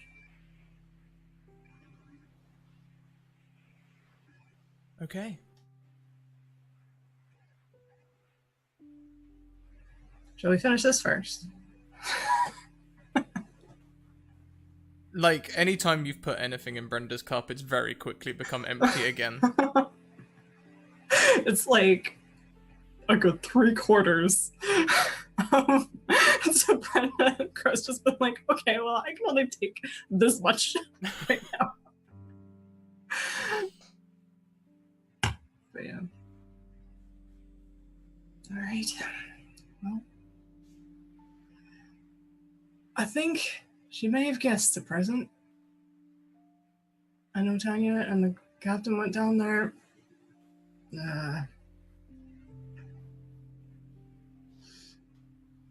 Good idea. I'm gonna I'm not sure where Tanya and Kale's conversation is at this point, but I'm gonna page overhead. Would Tanya and Captain Sebastian go to the bridge, please? Got some interesting matters to discuss. It would be a shipwide podcast. Yeah. All right, I'll get to the bridge. You know, it always impresses me how you can do that. Might use the comm. No, give people false information without lying. I think it comes with teaching. Let's go. And Brenda's gonna stop by the door, and before she leaves, she's gonna hesitate over her Imperial jacket uniform jacket.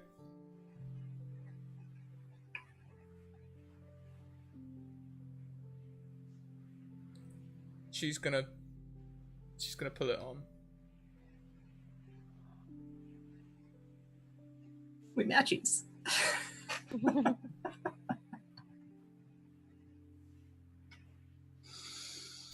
Okay. So, after this broadcast had gone out, Sebastian, as you are the one that had been kind of walking down the ship, you're the first one back onto the bridge. Sure.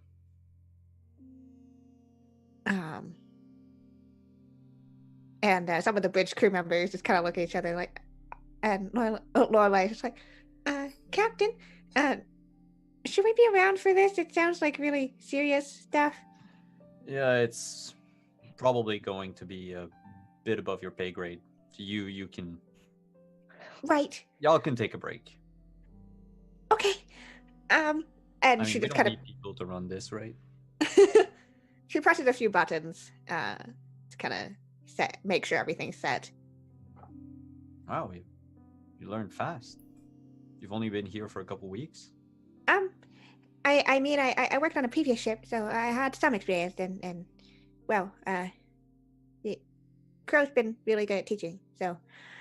Nice. Thank you, Captain. Just tell us whenever you need us back, and Will do. Good luck. I don't think I'm gonna need it. Okay, I wasn't sure. Yeah. Crow kind of had that like the teacher voice on. Yeah, I know, but this time I didn't do anything. Ah. I mean, not that I do stuff, but I mean this. Yeah, I mean, I wasn't gonna say that, but okay. I made breakfast for myself, is what I meant. I took her teachings. You know what? Don't worry about that. This is looking very bad for me. Just go, have fun. Go do whatever it is you crew do in your free time? I don't know what it is, but go do crew stuff. And I'll call you back on the bridge after. That's... She gives you this smile, which is both like, just kind of pure joy and also just kind of, try not to laugh. Not in like a mocking you way, but I know this is kind of salutes you again. Yep. Just... And she kind of just ushers the rest of the bridge crew away after double checking to make sure everything was set. Cool. I'll just sit on my chair and swivel while I wait for people. Next I think would Tanya. Yeah. Sorry, you go. Yeah, sorry. I think Tanya leads Kayla, makes a definite detour to the bar first. And it's like, I have a hunch what's happening, but we're not doing it without a drink.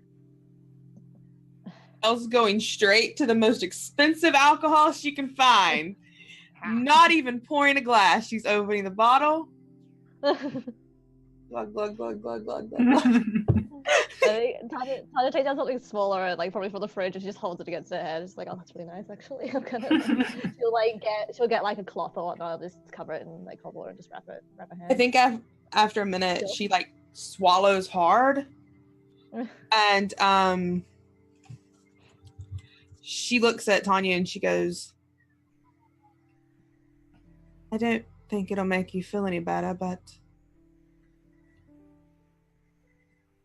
I did find someone that I love. Truly." Oh. Tanya kind of nods. I think she's still looking through the alcohol now that she's wrapped her hands on it. Now she's gonna find like a bottle of something to bring with her as well. And she's just like, well, what's the name? Her name is Bishop Naomi. Nice name. What you like? She's like looking through the bottles. She's a lot bigger than you. A lot bigger than you. A lot bigger than me. She's like, that's really not hard. I'm 5 foot and full of spunk. She's quiet and only says what she means, which is completely different than me. I was like, well, they say opposites attract. I mean, that's why we didn't work out. We're pretty similar. I mean, we're both shitheads. That is very true. I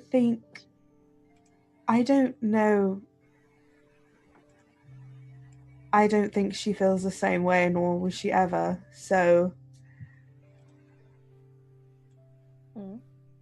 maybe that's my karma.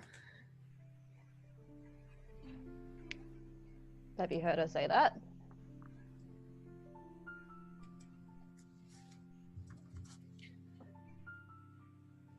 She doesn't know how I feel.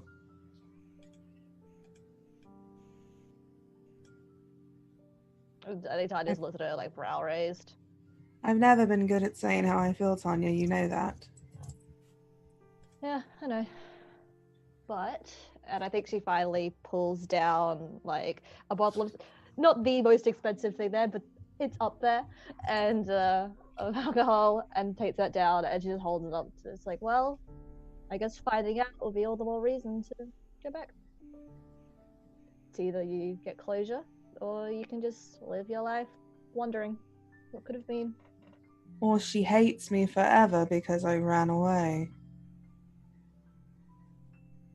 I think at that point, Tanya like comes in close and looks, and she's like, listen, I think there's proof right in front of you that it can be forgiven. And generally, forgiving people is what you do when you care about someone. We all fuck up from time to time, Kale. some more than others. But doesn't mean you're a bad person. Just make bad choices at times. But you have something here that a lot of people don't get, and you have the chance to make it right. Did I take that chance from you, Tanya, by leaving you? Did I ruin everything for you? If you'd asked me that question over 6 weeks ago, I probably might have said yes.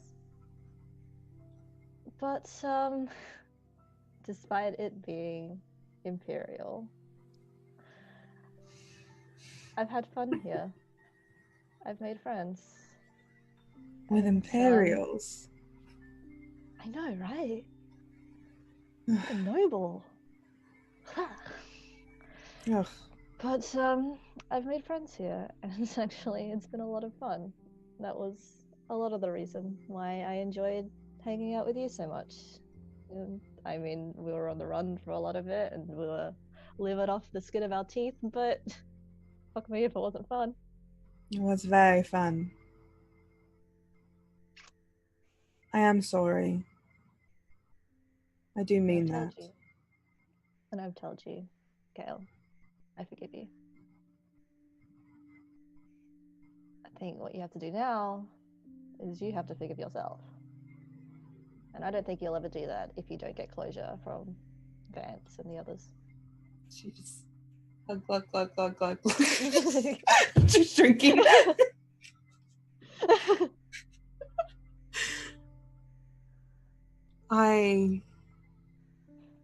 There are other things that I need closure for and forgiveness for that are a lot bigger than Captain Vance.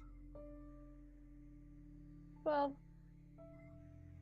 start small, build up, and but it is good to note that no one's obligated to forgive you, but considering that you're their friends, I think they'll be inclined to.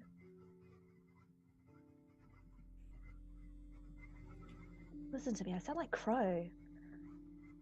You've changed. I don't know who's giving you all this advice, this knowledge to impart on others, but you're definitely different. Yeah. It's not a bad 6 thing. years will do that to a person. 6 years will do that to a person.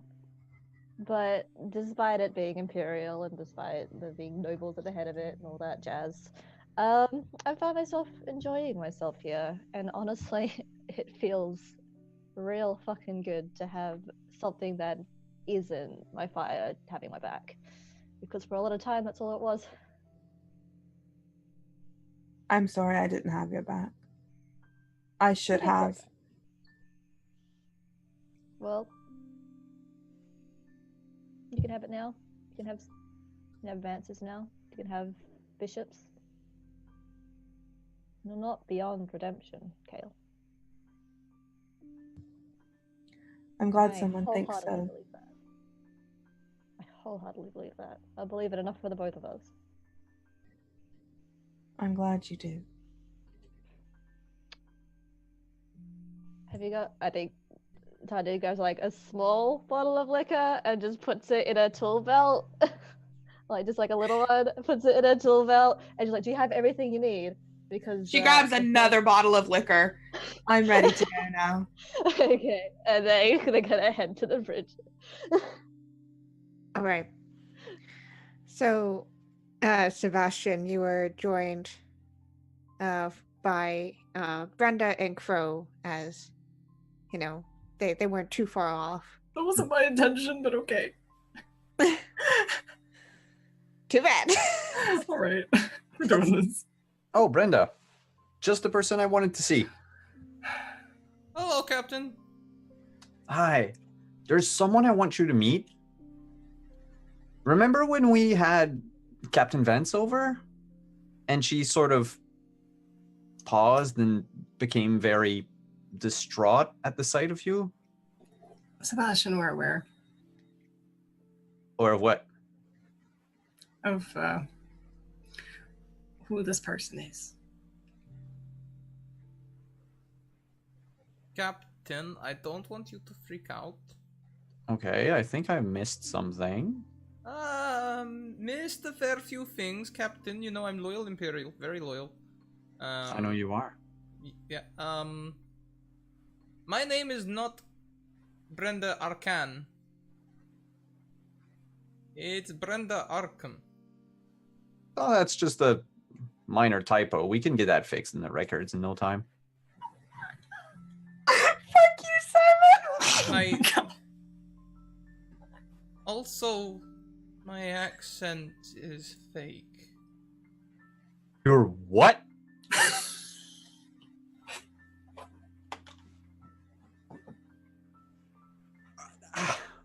All right, you know what? I'm gonna hand him the rest of the wine bottle. Thank you. Yeah.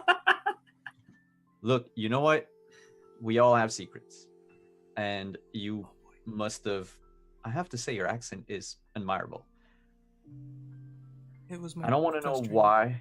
Huh? It was my first trainers. He taught me how to fight. I killed him some years later, but that was not personal. You killed him and you took his accent? Is that like a weird pit fighter thing? Well, no, it was a fight to the death. Like, you know, it was me or him. It's the way you would have wanted it to be. He would have wanted you to speak in his voice from that point on. No, I was using his voice because I was distancing myself from my family, in particular my sister, who is the person you have in the cargo bay, who She's your... betrayed me to the Empire.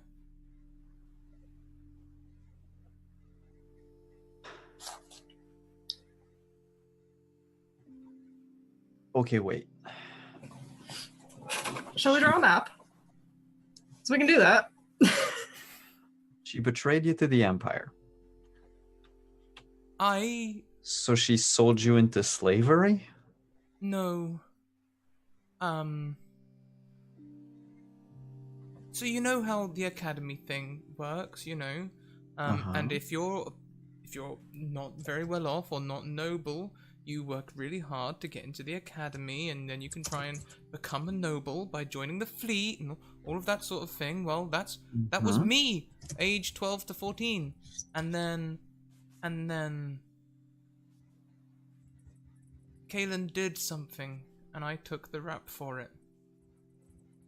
And I didn't have any money to pay, you know. So I ended up paying it off with hard labor. I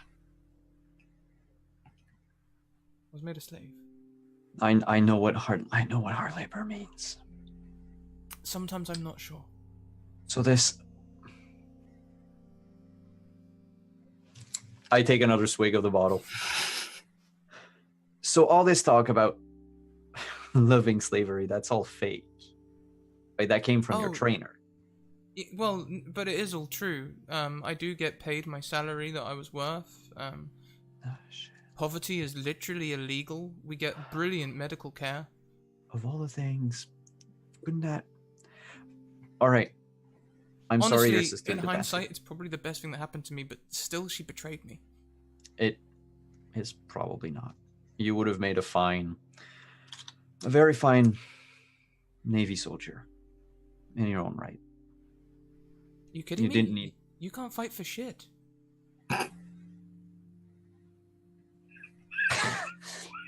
I empty the bottle. My first thing. Now, you know... I just kind of pat him on the shoulder. I am good at shooting, all right?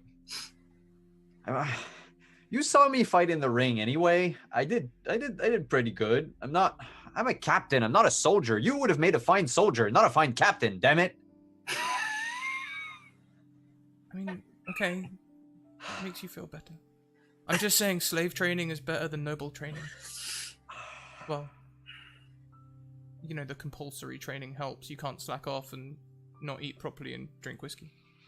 Yes, like enough is something I am quite aware of and quite proficient in. All right, you know what? So, okay, she's your sister. I'm sorry, I'm really deflecting. I don't mean to be taking this out on you. Fine. Fine. I can take a blow. Emotionally speaking, I mean, I can take a lot of blows. All right, do you want her here? Because if you don't, I'll keep her away from you. You won't have to deal with it. But I'm pretty sure if you're here with Crow, and I look at Crow, she's talked you into somehow. Oh, I didn't talk her into nothing. Really? Hmm? I thought you were the one that talked sense into people. And sense in this case would be to talk to her and settle their differences. Oh, Brenda's got plenty of sense. I All right. think it's I probably time I dealt with her. Not in a literal way, right?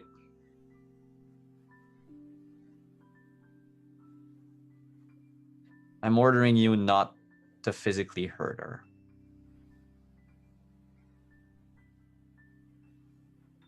I'll try and talk.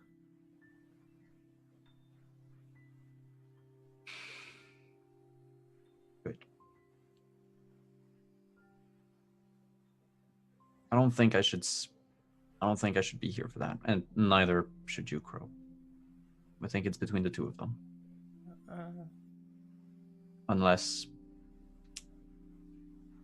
you really want us all here?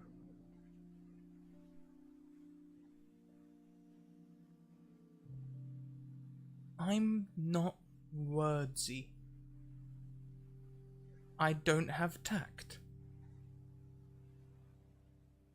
Hence why I say you fight shit. You know, I don't know how to keep information back and use it later on against someone. That's called blackmailing. That's not tact. See? I have so much pent-up aggression right now. Well, you can spar it out later. We have a fine example here. But until I feel like you might need it later, both of you. No, I'm going to take it out on Flynn. There's that. All right, Brenda, if you need me to stay here, I'll stay here. I'll swivel on my chair in the meantime. Yeah. Shortly afterwards, Kale and Tanya, you get to the bridge. Can Kale see Brenda from like a little bit away before Brenda sees Kale? How's this bridge line laid out? They're probably just finishing their conversation, so. Because if she can, without bringing any attention, she's just gonna grab Tanya's arm and just pull her back. No. What? No. Tanya just like turns to Kale, just like, well, now. She like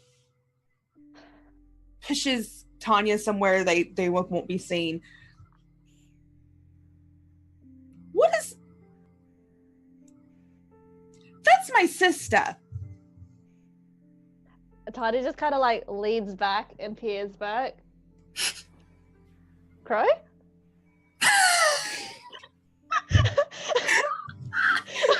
Not the one that looks like a mom.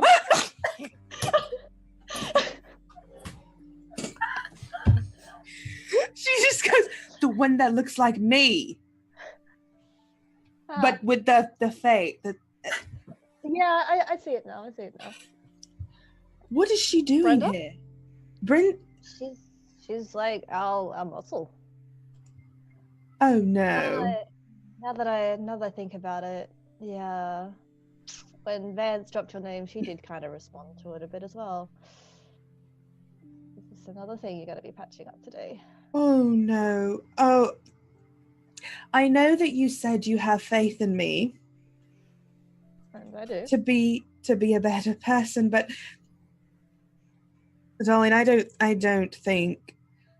Oh. Do you want me to live? I mean, it's preferable.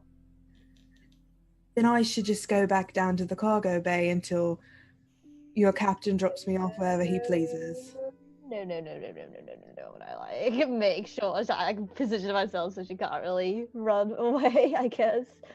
Though you could probably easily overpower Tanya. It's like, listen, I was talking to you about the fact that you're not beyond redemption. And honestly, being thrown off the deep end, a good way to start. To my death. And I think she says it louder than she means to. The rest of you. So just kind of like. Brenda just goes still. Tanya puts her hand on Kale's shoulder and it's like, I'll stay with you. And if it comes to it, I'll make sure she doesn't hurt you. She noticeably gulps and then takes a long drink of the alcohol. Yeah, I think like Tanya just like has the alcohol. It's like, if you need it, liquid courage. And then she pushes Tanya forward first. She's hiding behind this small girl. Yeah, it's not working because like how tall is Kaylin? Kaylin is I mean, she's average. She's probably a little over average, 5'7" maybe. Yeah, she is 7 inches taller than Tanya. Yeah. Tanya's a flat 5 foot. But she like Tanya just kind of like rubs the bridge of her nose, like, oh my fucking god. But she'll walk forward slowly, like a little cautiously. She's keeping a very close eye on Brenda, and if Brenda looks like she's gonna get violent, Tanya will stay in between them. But she has faith. She's just cautious. And she'll walk in and just call out, it's like, you called? I think the room might get perceptively colder. Tanya's also anxious to like a taunter as well. It just evens out. Yeah, I think Kale is like still like folding into herself. Trying to hide behind Tanya. Yeah, trying. I swivel around on my chair and I go like, "Hey, Kale, you're here." I'm here. Thank There was you. someone, and I think I see the face that Brenda's making, and I'll motion to Crow to give me a bottle, and I'll shut up. I'll look back at Kaylin and be like, this is your chance to make things right. She Swear to God, steps. if you don't seize it now, you're gonna regret it. She steps forward in front of Tanya and just looks at Brenda. Hello, sister. Tanya steps aside. Oh. You look different. Ah. Funny. How could you do that to me? I was a child and I didn't know any better.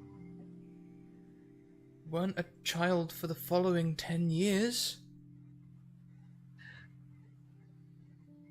I didn't know where you were.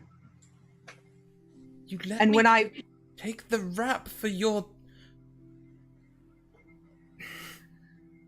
When I looked for you, you weren't my sister anymore.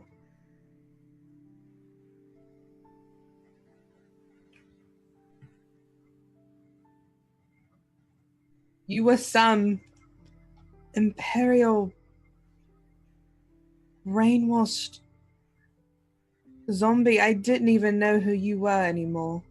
So I left again. You mean I didn't believe in lying? and cheating and stealing, which are the things that you... and betraying your friends, your family? You believe in slavery now and hurting innocent people and colonizing planets with people who don't deserve this life. You believe in the Empire now. Go and do some facts research. Every place that the Empire invades, poverty goes down, starvation goes down. Sure, okay, some people end up fighting in rings or helping people serve out dinner plates. Like, yes, I know how to do a full form of dinner service now, but look at me. The word you just chose, invading, it's not what someone does who's helping. Of course it is.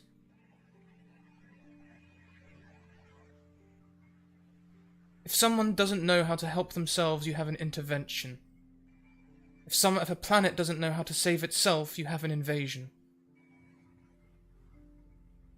What did they do to you? That's entirely beside the point. What did you do to me? You left... You should have been the one to go... I was already good. I was already believing in not lying and trying hard. You were the one who needed the training. I didn't need any training. I was taking care of us just fine. And I made a stupid mistake. And I got you in trouble. And I'm so sorry for that, but do you even hear yourself anymore?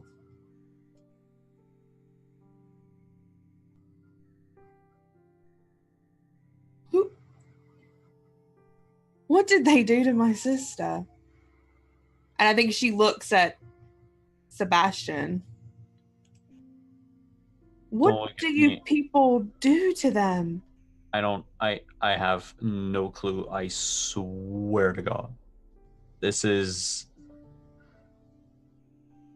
Brenda is a very, very loyal member of the Empire, but... Clearly she's brainwashed.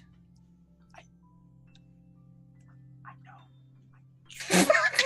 Stop talking about me like I'm not here. I'm not brainwashed.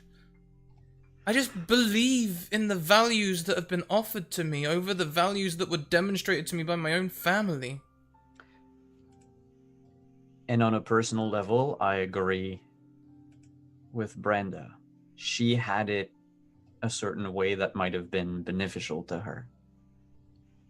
For everything else, this is not the time nor the place to talk shit about the Empire. I'll talk shit about the Empire all I please. It's a horrible place. And avoid the issue like you always do. Talk shit about the Empire and avoid facing up to the fact that you abandoned me for 10 years. I told you I tried. You're doing it again. You're making it sound like it's my fault. You used to do... I tried to find you. It's not your fault that you were easily susceptible to whatever the Empire said. It's not your fault. Tiny just kind of like clears her throat and is just like... just like, what the best way?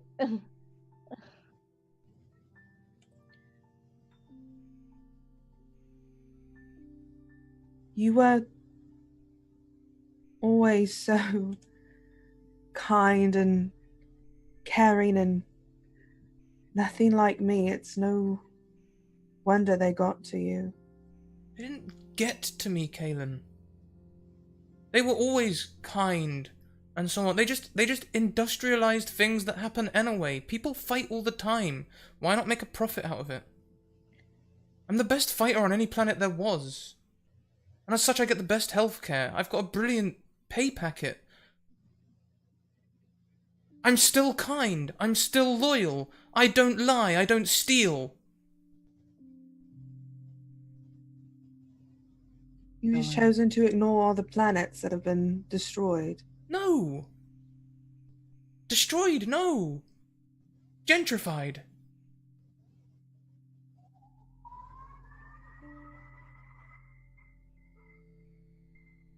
I don't. I am so sorry they did this to you. It's my fault. Completely my fault. Then I should But thank you. I have a career. I have a good life, a good friend, a good crew in the Empire. Truth is, I was avoiding you. I think And this you've taught been- me that I don't need you. I don't think you ever needed me. But you've just chosen to be complicit in everything the Empire has destroyed.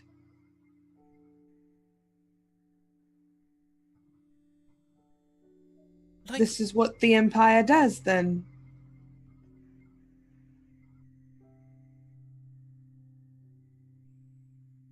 This is why I run.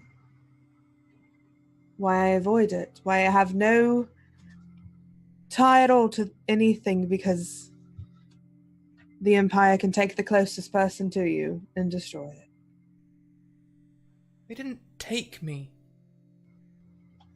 You left me in the dirt and they picked me up. And I tried to come back, and they had already gotten you. You don't get it, Kaylin. What's there to get? I didn't need you to save me. You should have come back and joined me.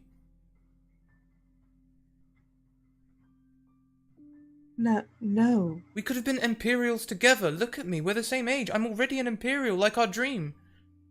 That was never my dream. I did know that was your dream, but it was never mine.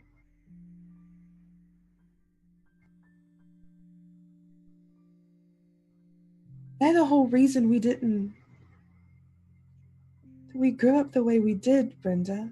We grew up in an orphanage because of the Empire. We didn't have parents because of the Empire. We grew up in an orphanage instead of on the streets because of the Empire. We grew up with food in our bellies despite not having parents to provide for us because of the Empire. We grew up with barely nothing. And I had to fight and steal to make sure you ate.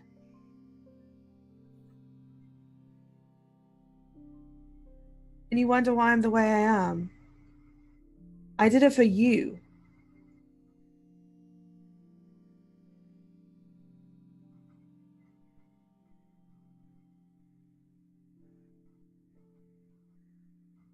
You know what? Fine.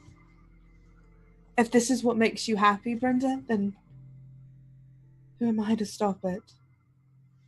And she looks at Sebastian. You can take me where you want to go. I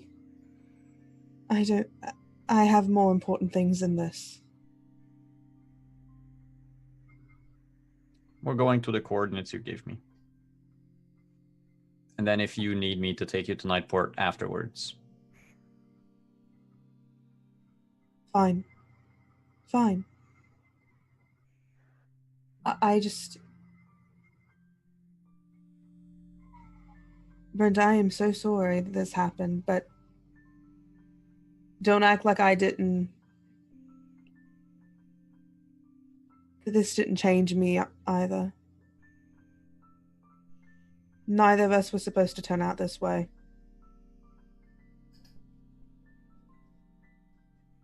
You're wrong. Only one of us wasn't supposed to turn out this way. Captain, if you need me, I'll be in my quarters. Please do not update my name in the log. Alright.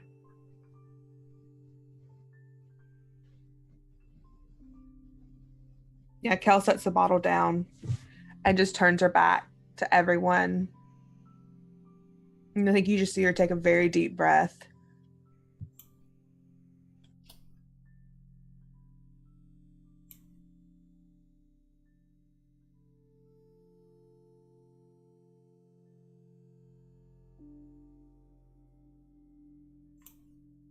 Brenda leaves.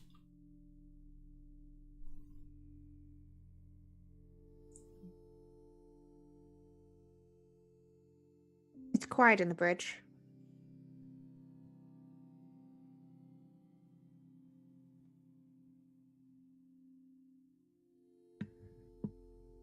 What does everyone want to do?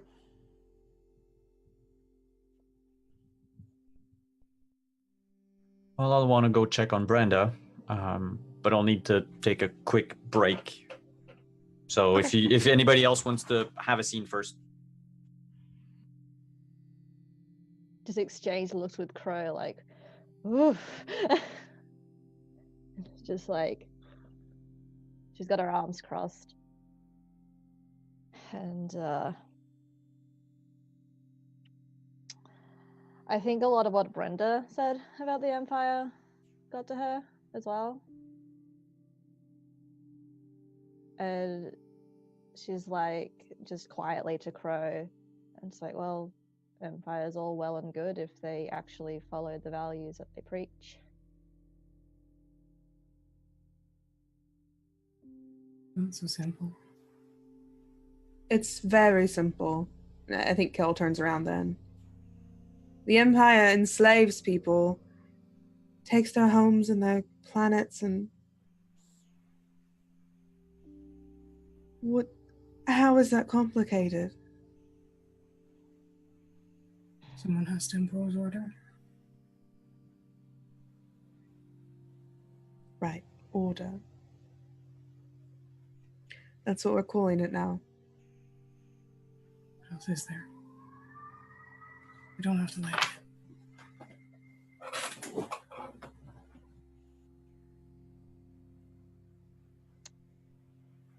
I think the issue, again, Kale, is not what Brenda went through. It's the fact that she did it alone. It's What was I okay. supposed to do? Let myself be taken into the Empire as well? I'm sorry that I made a stupid decision when I was a child that got her in trouble. But I did come back for her. She was the only person I ever came back for. Because she's know. my sister. And even now, my heart is broken because this is the way she is.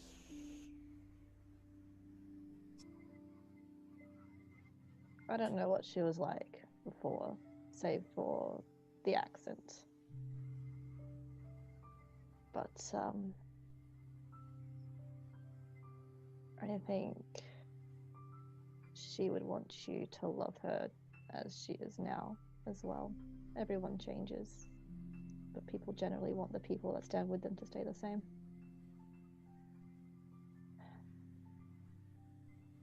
I can't. Not. I can't. It goes against everything I believe in, sister or not. You can't or you won't. I won't. Does that make you feel better? I I don't think there's refuse. much. Yeah. So, as I said before, no one's obligated to forgive you, Cal. This is a lot more than I could have imagined. Brenda got it worse because I had the pleasure of getting away. I'll never forgive the Empire for what they did to her. I'm not the only one who won't forgive the Empire.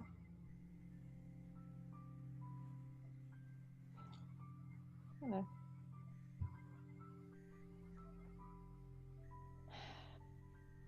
But truth is still that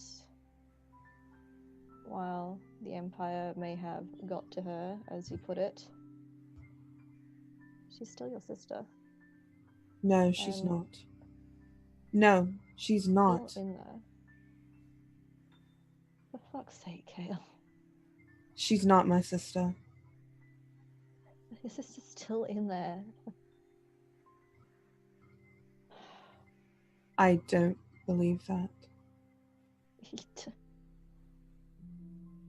I'm sorry, is there a place that I can... I'll go back to the cargo hold for as long as I need to. I just need to... go. I think. Take a moment, but don't run. Not again. Where am I going to run to? I think she walks off. She's not ready. She's going back to the cargo bay. I think it's the only place she knows to go. She's going back to the cargo bay. And I think she's going to curl up in her escape pod and just wait. I think Tanya stands there with Crow for a bit, and she's just like rubbing the bridge of her nose, and I think you can tell that she's pretty distressed. And she's just like, I'd feel a lot more removed from all this if I didn't know that my parents did that to Brenda.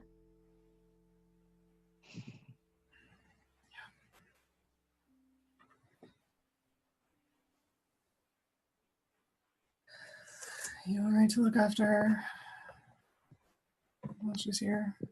Or I can assign someone. Should be alright. I don't believe Kale's a bad person. She just makes some fucking awful decisions. You know? Nicest human, don't it? Mm-hmm.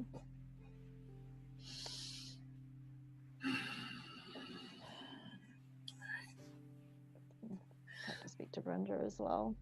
I don't know if she realizes the people that she looks up to so much. I know better than most what the Empire and the nobles are like.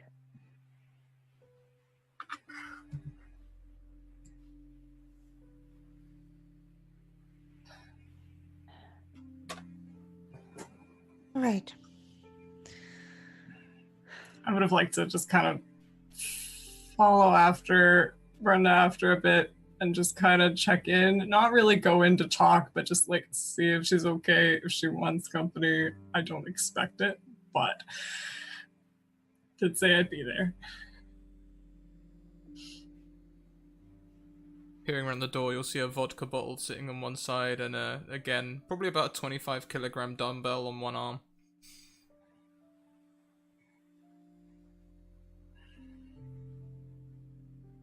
Do you want company? I'm good, thank you, Crow. Everything's fine.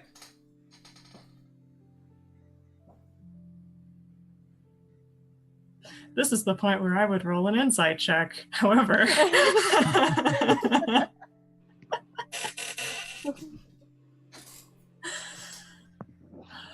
Right. No, really, I'm fine. It was just a reminder of what I could have been. Instead of what I am. Fake or not. This is me. We love who you've grown to be. Me too, Kyle. Crow. Sorry. Oh.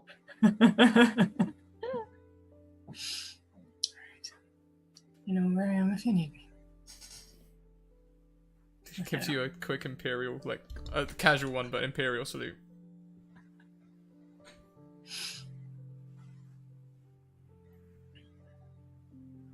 Okay. Sebastian, you want to go check in on Brenda? Mm-hmm. So you find the same scene. Probably a few minutes after Crow has gone by.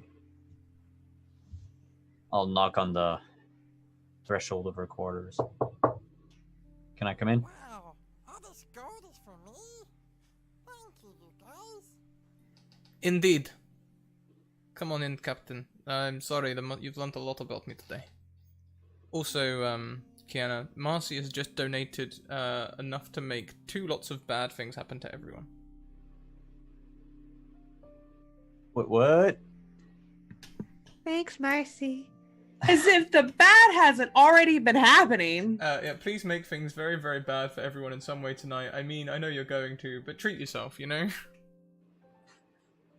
Nice. Listen, I don't mind learning about my crew or your lives or your past or anything, as long as you're willing to share.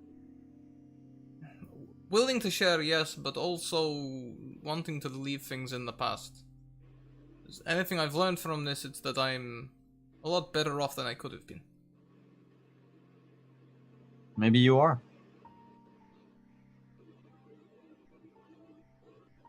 I just... Look, I'm not gonna ask you to make things right with your sister. That is not my place to do that. But if recent... Hmm? I already did big favor for you today, Captain. I did not hurt her in any way. I know you did. Like I said, you're a prime example of a fine Imperial soldier. And I could not have asked for anyone better than you to serve under my command.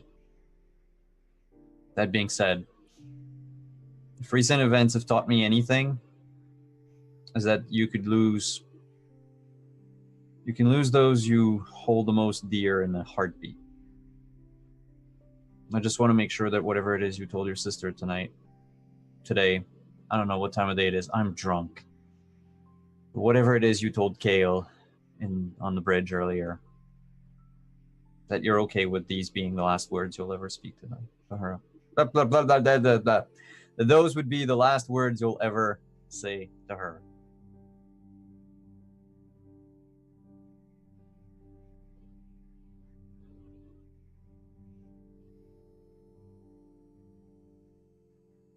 Would you like a drink, Captain? Can never have too much. I know this vodka is cheapest vodka we have on the ship. Imperial Standard.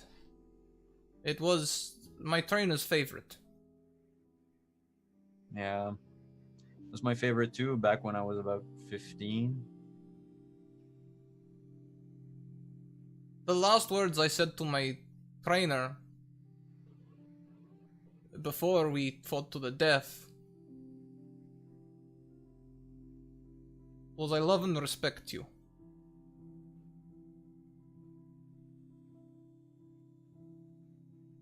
So our paths took us different places. We had different experiences. But we learned to fight. Together, against each other. My point is, despite the fact that we should have been enemies, we found common grounds and were able to...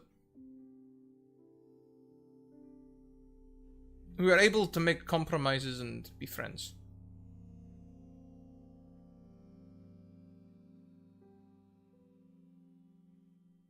With Kaylin, I feel like there is never any compromise.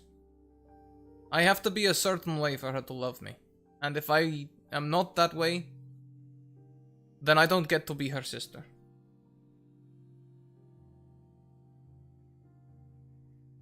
As it happens, truly going through slavery in the Empire, it didn't really change my opinions that much. I believe that order should be spread.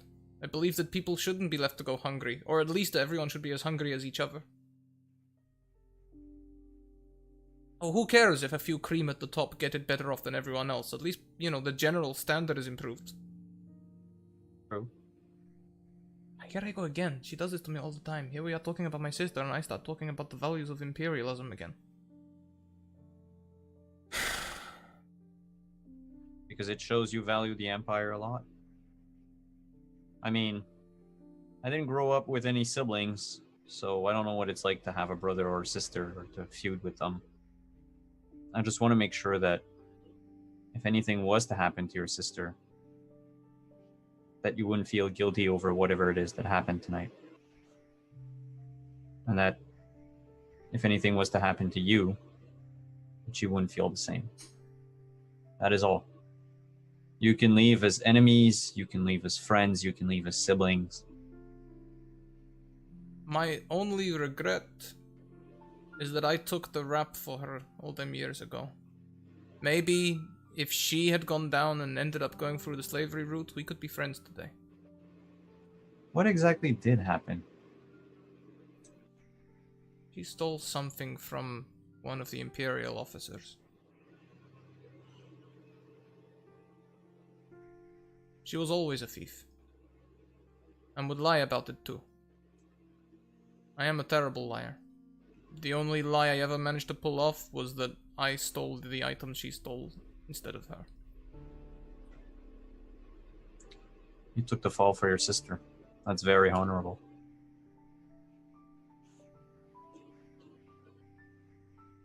Maybe it was fate. Fate that you take the blame. And that you become one of the most competent fighters the Blue has ever seen. It takes a certain character to do what you did. And I respect that. A lot. Even you don't get it, Captain. You're Imperial officer. You don't get it. Empire is land of opportunity. Anyone can do what I do. You just have to work hard. That's why it's so beautiful. Brenda, can I teach you a truth about the Empire? Okay. By virtue of my blood, I'll always have everything easier than anyone. I can snap my fingers and have whatever I want. Heck, on this ship, I can snap my fingers and make any one of you do what I want. But do you think I earned it? Do you think I fought like you did? And sweated and bled? That cream at the top of the Empire, they can do what they want. Whatever it is that they want. And they can get away with anything. You have to remember also, though, Captain, that is also slightly delusional. You cannot make me do whatever I want. I'm much bigger and tougher than you. I meant as a general rule, Brenda. I have better relationship with Imperial people back home. No one would court-martial me. They know me too well. I am best fighter in Galaxy. I follow your orders because I want to follow your orders. I'm not talking about you in general. Well, I'm not talking about you. I'm talking about nobility in general, Brenda. You're an exception to the rule. Be proud of that. You're not my first captain, Captain.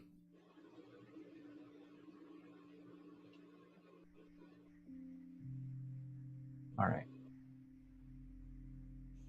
I'm here because I want to be. Then I'm glad you want to be here.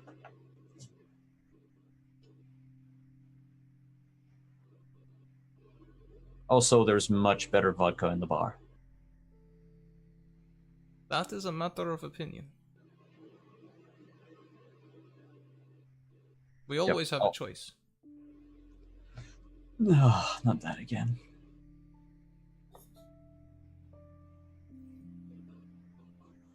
And I'll excuse myself.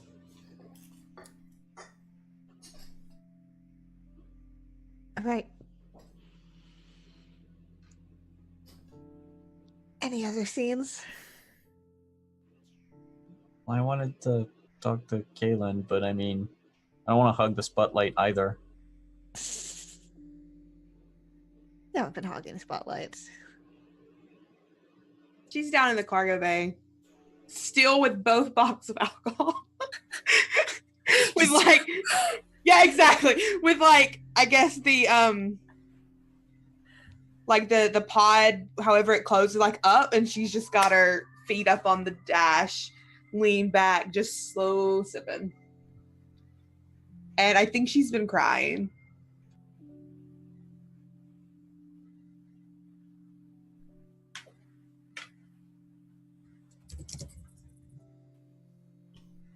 Okay. I'll head to the cargo bay.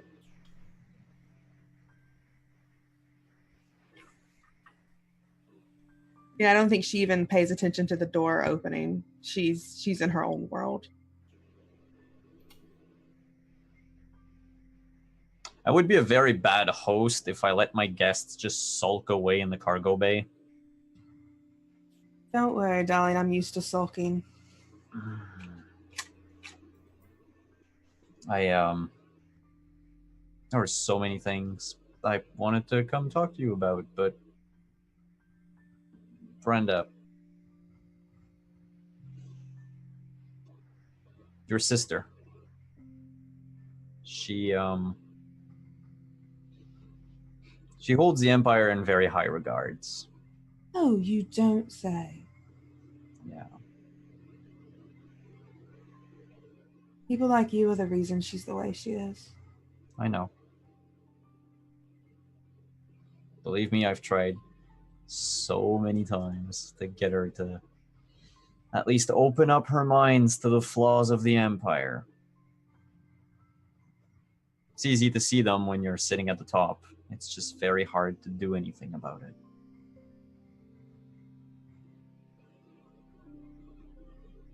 We're not Why'd all you- bad people. You say that, but why'd you let Birdie go if you knew she was sick? It seems pretty bad to me. If you really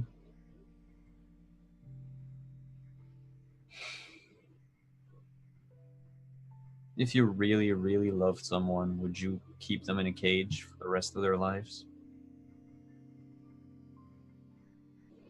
If they were dying, and it was a way to protect them, and I had the opportunity to, probably yes.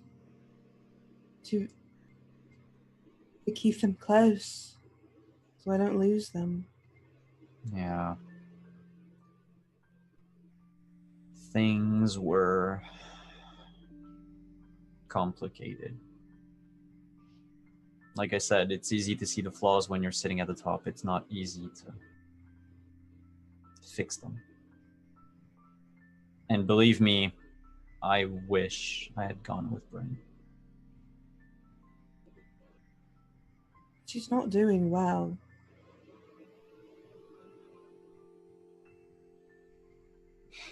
At least she found Flynn. That was the whole point of it. Yeah. And then Siren kidnapped him, and who knows what's happening with that. I left.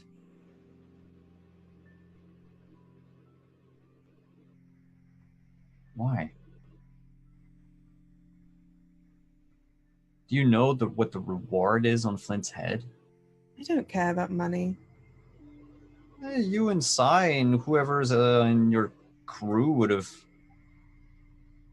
lived like kings for the rest of your lives. I don't care about that. I care about loyalty. And Sai picked a blackbird over us.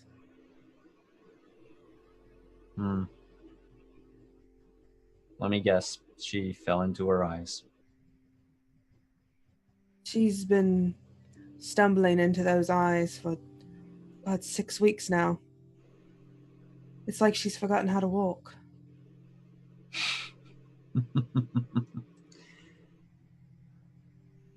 Yeah, I remember. Her brother, you said? Yeah, same thing happened to him all those years ago. Well, I'll tell you something different about great pirate King Uriah Flint and my captain. She never would have left Birdie. She never would have hurt her that way.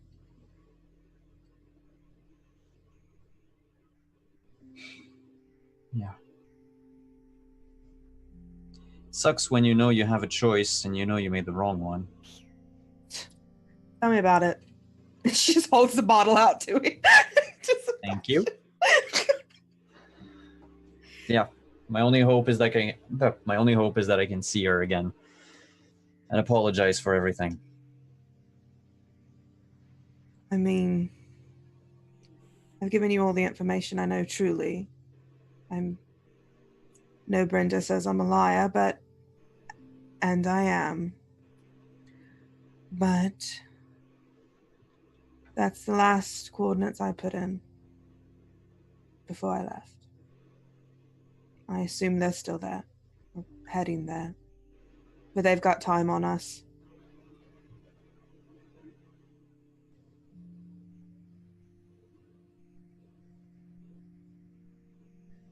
How long do you think And- she have?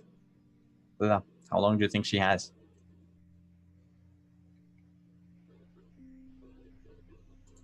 I overheard a conversation. I don't think it's long. She doesn't have whatever medicine she was taking.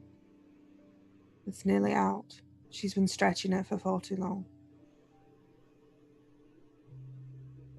Do you know the person with her, Bishop? No, that doesn't tell me anything.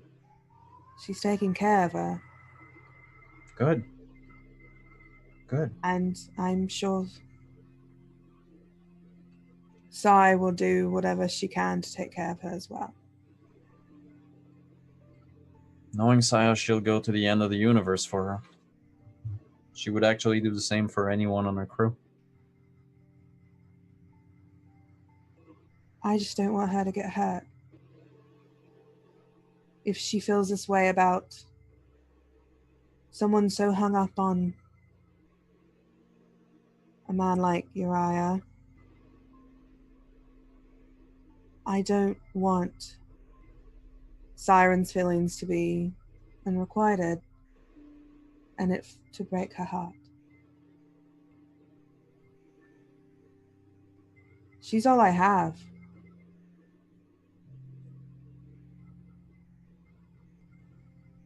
Yeah. I get that. But the thing is if the feelings are unrequited, she's gonna need her friend to keep her up. The loyal thing you could do, and I know you just told me that you hold loyalty to a very high standard. The loyal thing to do would, if I am sloshed, the loyal thing to do would be to stay by her side as a true friend.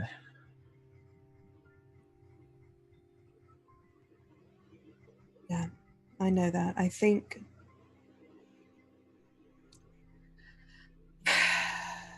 it's time to make a right decision for once. Yeah. I mean, I should have left and I stayed. You should have stayed and you left. So, hey, we got that in common. We make mistakes. Darling, I have nothing in common with anyone from the Empire, but thank you for thinking so. Sure.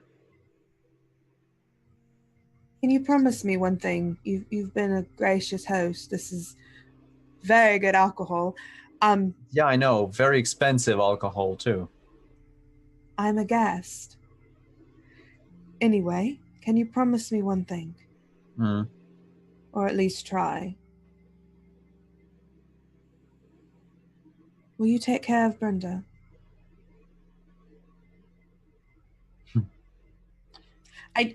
I know that she doesn't need anyone to take care of her, but I know what you mean. She's part of my crew. I would go to the end of the universe for her. thank you.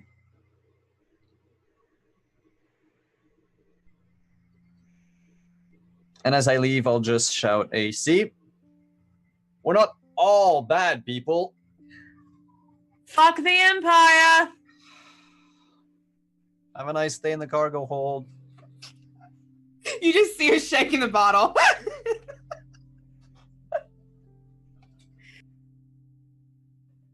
So very good. And a few hours pass. People settling in where they are. The bridge crew slowly kind of filtering in. Lorelai kind of just being, like, kind of poking her head in, make sure everyone's kind of clear, and Polly spots Crow. And just like, is everything go okay? Can we make sure Kaylin saw Lorelai, if even in passing? Oh, Just to rub it in their face? Rude. This. You could send her down at some We got point. time. Well, no, I'm just like cameo. I'm not gonna send Orlay and be like, "Hey, go in the cargo bay." They Someone's like waiting see for each you." other across the kitchen hall one day and just But yeah. You. Yeah. Well, I just it's everything okay? Yeah, was crew stuff fun? I mean, Sebastian. yeah, we had a meal together, and I don't know. I'm glad everything was good, though. I was a little worried. Nothing's broken, except for hearts. This kind of That gives you can a always be repaired. And I tap her on the shoulder. Don't worry about it too hard. You sure? Oh yeah. Look at him. I'll be fine. I mean, I know that you guys are, like the captain and like the chief navigator and stuff, but obviously, if you needed someone to talk to, this is really presumptuous of me. But I've been told that I'm good at listening. Oh, I Well, love her. Oh, what? good girl. I mean, I could use an ear from time to time. Yeah. I mean, anytime you need someone, Captain.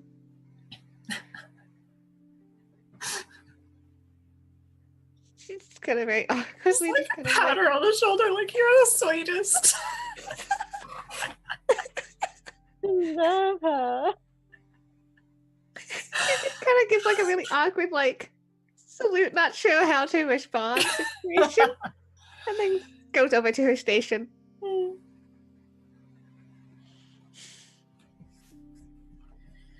So, where to?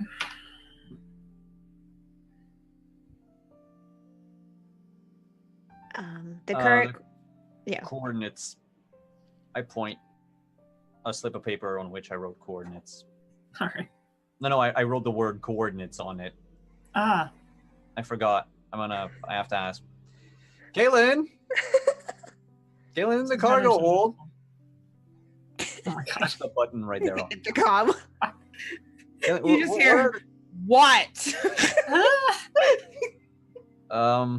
What are the coordinates you gave me again? It's like 36, 25, 14, 7. Yeah, she rambles off the numbers for Sebastian. Yeah, I should write the actual coordinates. This is where we're going. It's a quick pit stop. We bring our guest back to her captain. We take Flint, dead or alive. We sail back for Ilium. I thought that wasn't in the... They've kidnapped him. He's not a threat. We're not going to fight him. We're just going to have Brenda lug him over her shoulder, because I'm not strong enough to just lug him like that. I mean, I can lift him up. Is he really so helpless? Well, I figure he's probably bound and gagged. That's the first thing I'd do to him, bound and gag. Uh-huh. I mean, to take him prisoner, because you don't want him to speak, at all. I'll do that. I'm putting in coordinates. Leave him in the brig and sail for Ilium. We all get promotions. Probably bring Bryn along if everything's fine.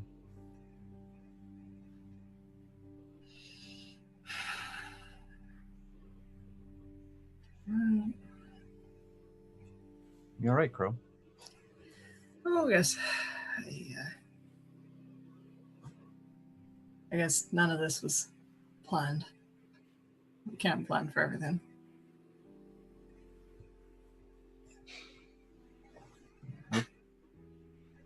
Thanks for holding us all together.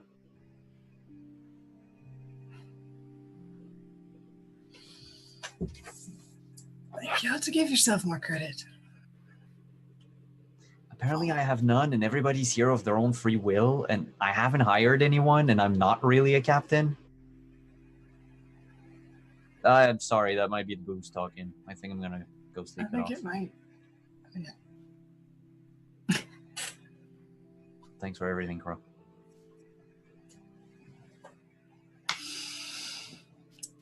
And away we sail. And I believe that Tanya wants to speak with Brenda as our final little scene before I throw things. Mhm. Well, if Tanya Brenda. hasn't come to visit Brenda at all before it's like sort of like bedtime, like sort of around bedtime, when everyone should be long drunk and asleep, there's going to be Yeah. a clumsy knock at Tanya's door. Okay, yeah, I think like Tanya's been thinking about it because she's just like, I have no fucking idea what to say. So she's like up, awake. She hasn't like she's not ready for bed or anything. So she'll open the door. Tanya, I have a brilliant plan. Oh jeez, you reek of alcohol. I had a few drinks and great workout. See my muscles glistening. She just kind of like, oh jeez, come in, and she like clears a space off of her bed. No, it's her okay. room I stand. isn't- I'll pace. It's good. Okay. Oh god. She kicks away like a path for her because fucking her room while it's gross, it's really disorganized. There's like a lot of clothes and stuff on the ground, so just kind of like clip the path for you. There's a lot of like, she's a fucking vandal. There's a lot of things like burnt into the walls. There's a lot of like, there's just a lot of things that she's like traced onto the walls and all this sort of stuff. But she's got like, her room is very messy. She's got like a bedside table. She's got like this like there's welded sculptures of like this real dopey looking dog. But she has like a few things on her thing. But aside from that, it's just anarchy in there. So she clears a space for you and then sits in her bed.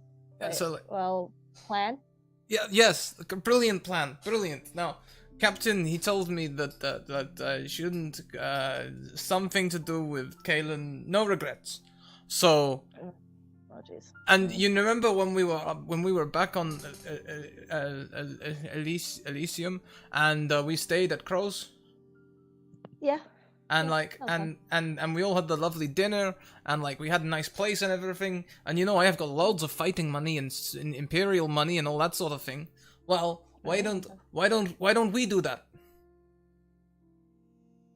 She just raises a brow. Like what do you? We can go and we can get big house and we can be like Crow and wife. Oh.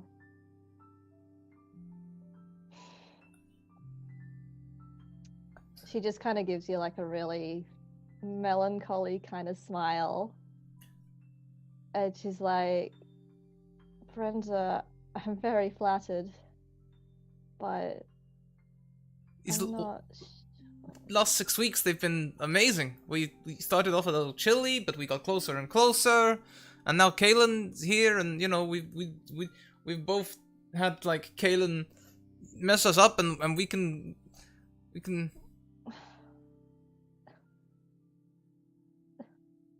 Princess, just because Kaylin hurt both of us doesn't mean we're suddenly a match made in heaven. No, I'm drunk. No, that's not what I meant. No.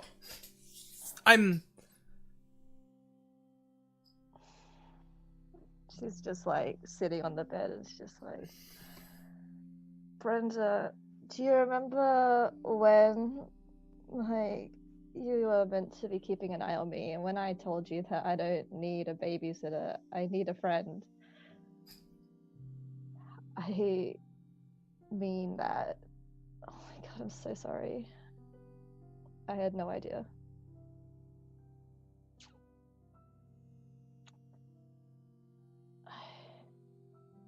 She's just sitting there, she can't make eye contact. Oh, well, you know, this is fine.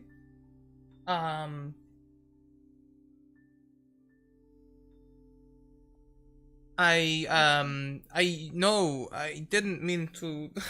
No, you think I meant like crow and wife? No, I meant like, you know, like crow and wife. Like. You don't have to backpedal. That's okay. I'm just sorry. But thank you. I'm very flattered. And honestly, you've proved myself wrong because for the longest time I didn't think this was possible for someone to like me like that.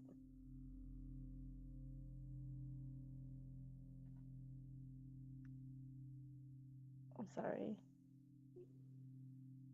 You deserve someone who can give you all the love and passion in the world that you have. And I'm not that. I'm not that.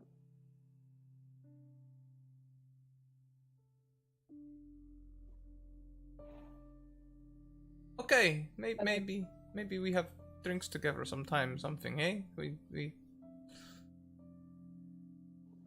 Like that. knuckles your shoulder awkwardly. I shouldn't have come. Excuse me. I'll head back some. Oh, is that the time already? It's so late. I'll see you tomorrow on the bridge. Yeah, I'll see you then. I'm sorry. Brenda leaves a little bit too fast. Tanya just kind of... She sits there for a while, and I don't know if Brenda would stay around the door or anything, but I think you just hear her cry out and just like throw a ball of paper at the wall that burns up before it hits it.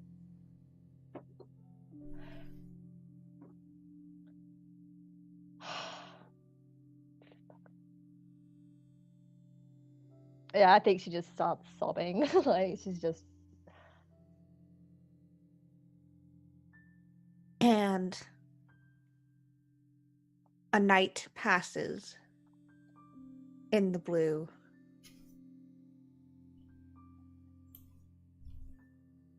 And the next morning comes perhaps too quickly, perhaps not quick enough.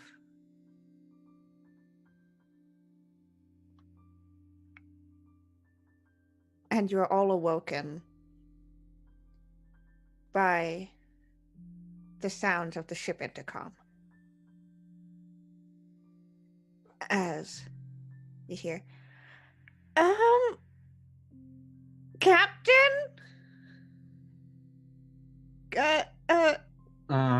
Crow? What? There's something really, really bad. Like, really, really, really bad. And I don't know what to do. I'm kind of freaking out. I'm on my way. I'm on my way. Yeah, okay. I show up in my underwear. Like, with just my coat on, and, like, I'm not... I don't have time for this. I'm hungover. Is this to everybody? Like, it's a Like, is this ship-wide ship-wide? intercom. Just be like, Okay, yeah, just Tanya. anybody, please. Yeah, Tanya will come out as well. Her eyes are a bit red and puffy, and doesn't look like she slept too well, but she's out and she's up and dressed, so not in her underwear. Jesus fucking Christ, Captain. Yeah, well, I had, like, turned around and was like, Hi. Where's my morning bottle? I make like a little smoke screen around him. I mean, like from here down. Well, I try really hard to, like, try to talk to... I hand you a bottle of water. Cool. I close my coat, because, you know, it's a long coat, so I'm in my own... I'm not... Look, is this a life or death situation, or is my indecency a problem? Lorelai just kind of, like, points out the window. We all Three Stooges it. What we see. And you see a few things. You see the owl and a planet that you had been slowly coming towards. And you also see not one, not two, not three, not four, but 5 pirate ships. And I kind of points at the radar at a third, or at a 6th dot, 7th actually. And she just says, and I got a broadcast signal, and it said it was from Admiral Snow.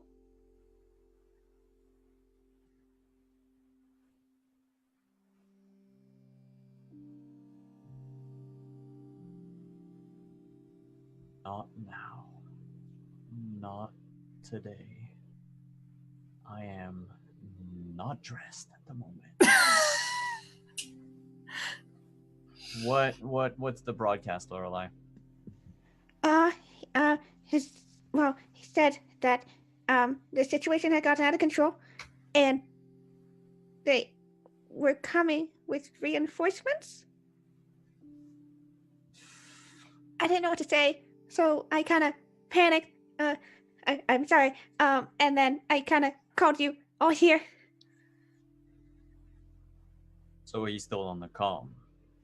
No. I mean, he's still in range. We could go him back. I mean, I kind of, did the general, I don't have the captain out here right now, and so I was just gonna, call you, and then we could figure this out. But whatever happens, he's gonna be mad at whatever. I'll pick up the receiver, and I'll ping their ship. This is Captain Sebastian Lucius Snow of the Seraphim's Eye. Admiral Snow, do you copy? Father, do you copy? There's a pause. And you hear, yes. Good morning, Father. What brings you to this part of the blue? This mess in between us.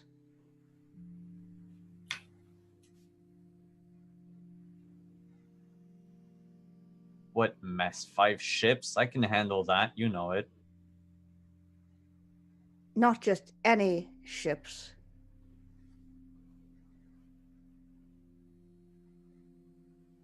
Those of Uriah Flint. And from my understanding, from what Admiral Nightstall has told me, you were told specifically not to engage. You see me engaging Flint. Am I engaging at the moment? The only person I'm engaging is you in communication. By the way, how have you been?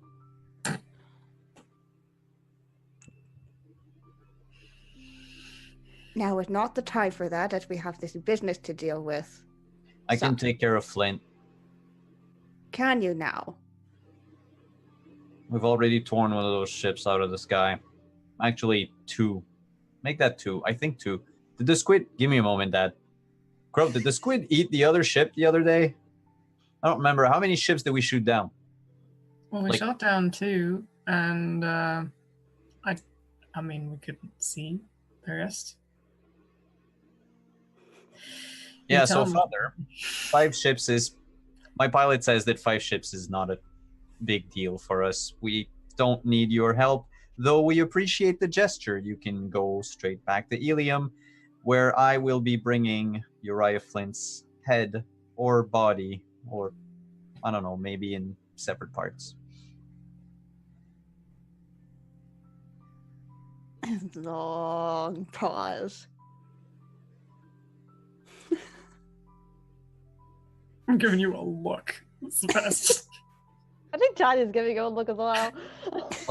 I'll mute the receiver and I'll turn to the crew and be like, "That's my father. Oh, God, Yeah, I know. Asshole." Yeah, noble fathers are like that. Yeah, I know.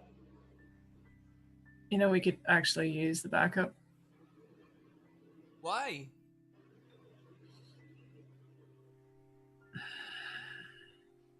All right. I know. We know so much that they do not. We know that their captain has the pirate king has been captured. If the owl is shot out of the blue, we lose everyone and everything. We could use the And- backup I to don't distract trust- the others.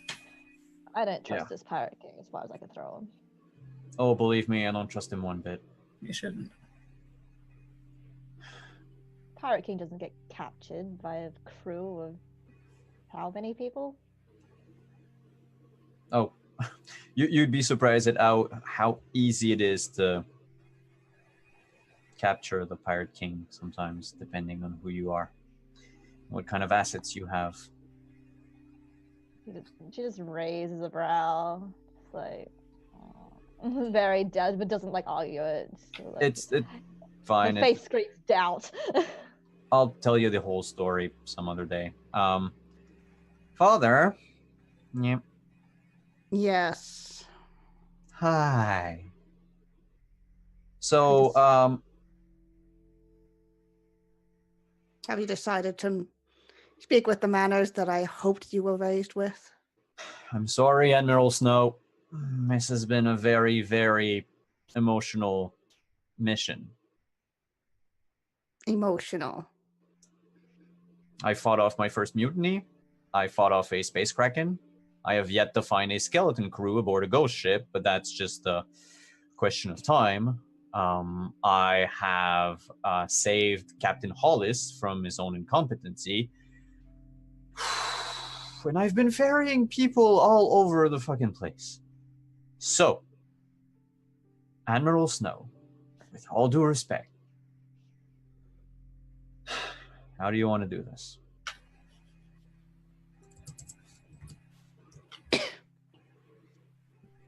And before your father can respond,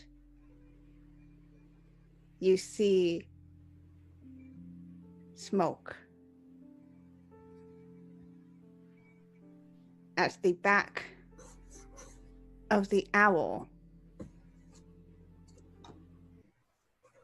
catches fire.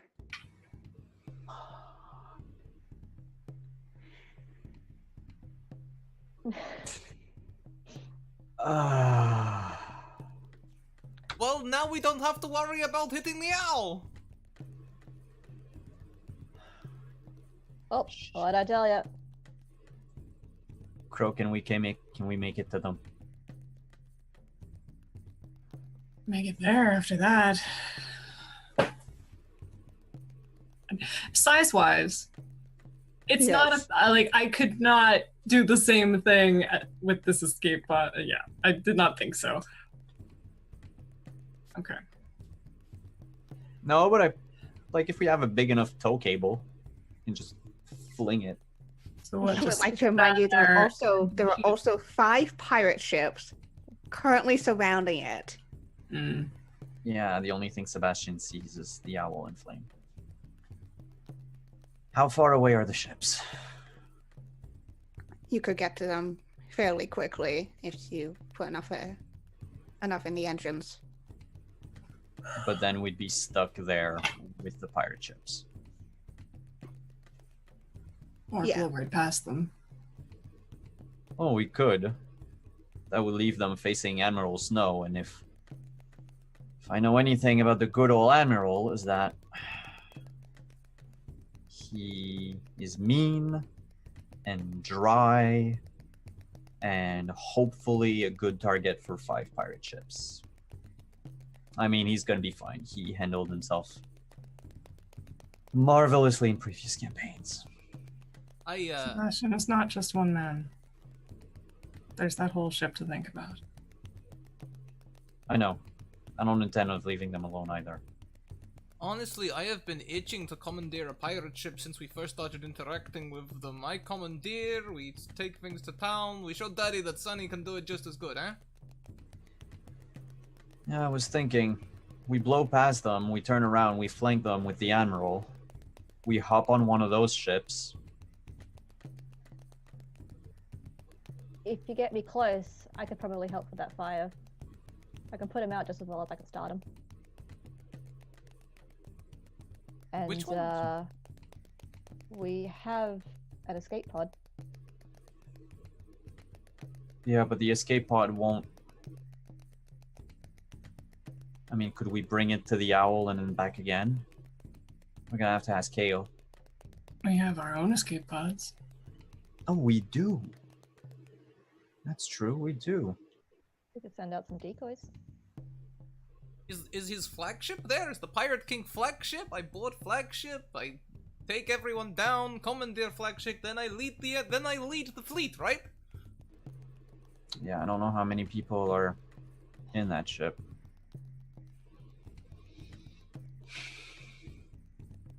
Well, When's I've this always- backup coming? Admiral, how far are you from us? You can kind of see on the radar. They're just at the edge of it, so about a little less than a click away. They're going to take some time, longer than you, to get there. Do we get the impression that, like, I would assume that they're going to try and board the owl, not shoot it down, because their eyes there, but they're looking dangerous anyway. Yeah. And you see a couple of them seem to have starting to shift as of towards your direction. I think blowing past them. We blow past, we pick up the owl on the way. Ow.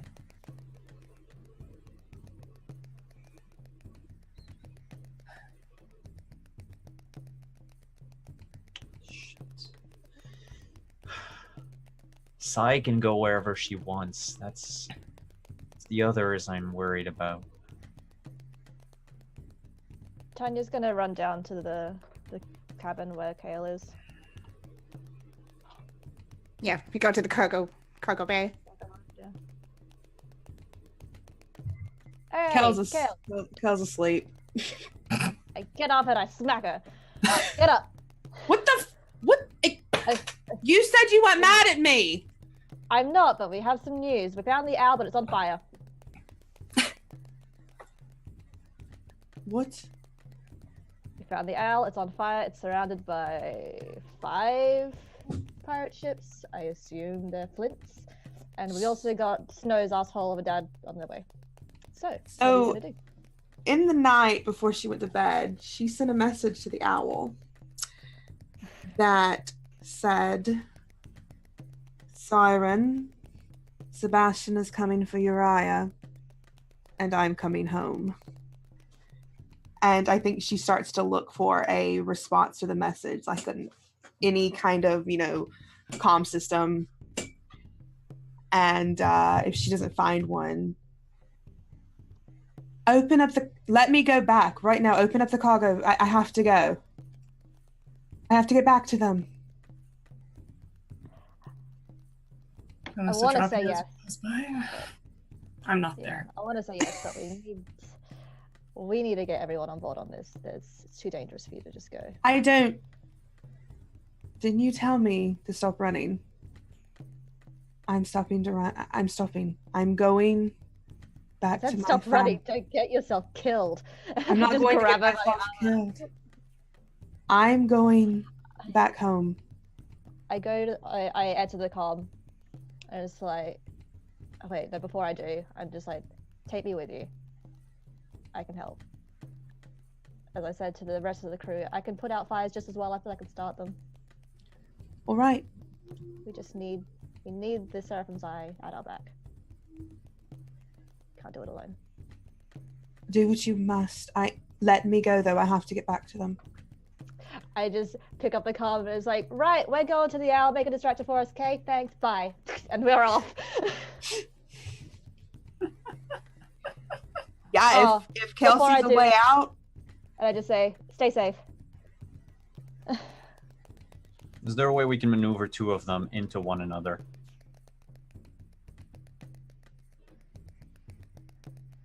Two of the pirate ships. Yeah, because you said that they were coming close, and I mean this is like a naval this is a naval tactic. So like, try to have two ships ram into each other since they can't necessarily. yeah, turn that's totally something you can try to do. Give it a go.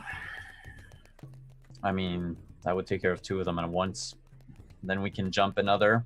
Brenda can commandeer it. I've always wanted to have a cool epic duel on the bridge of an airship.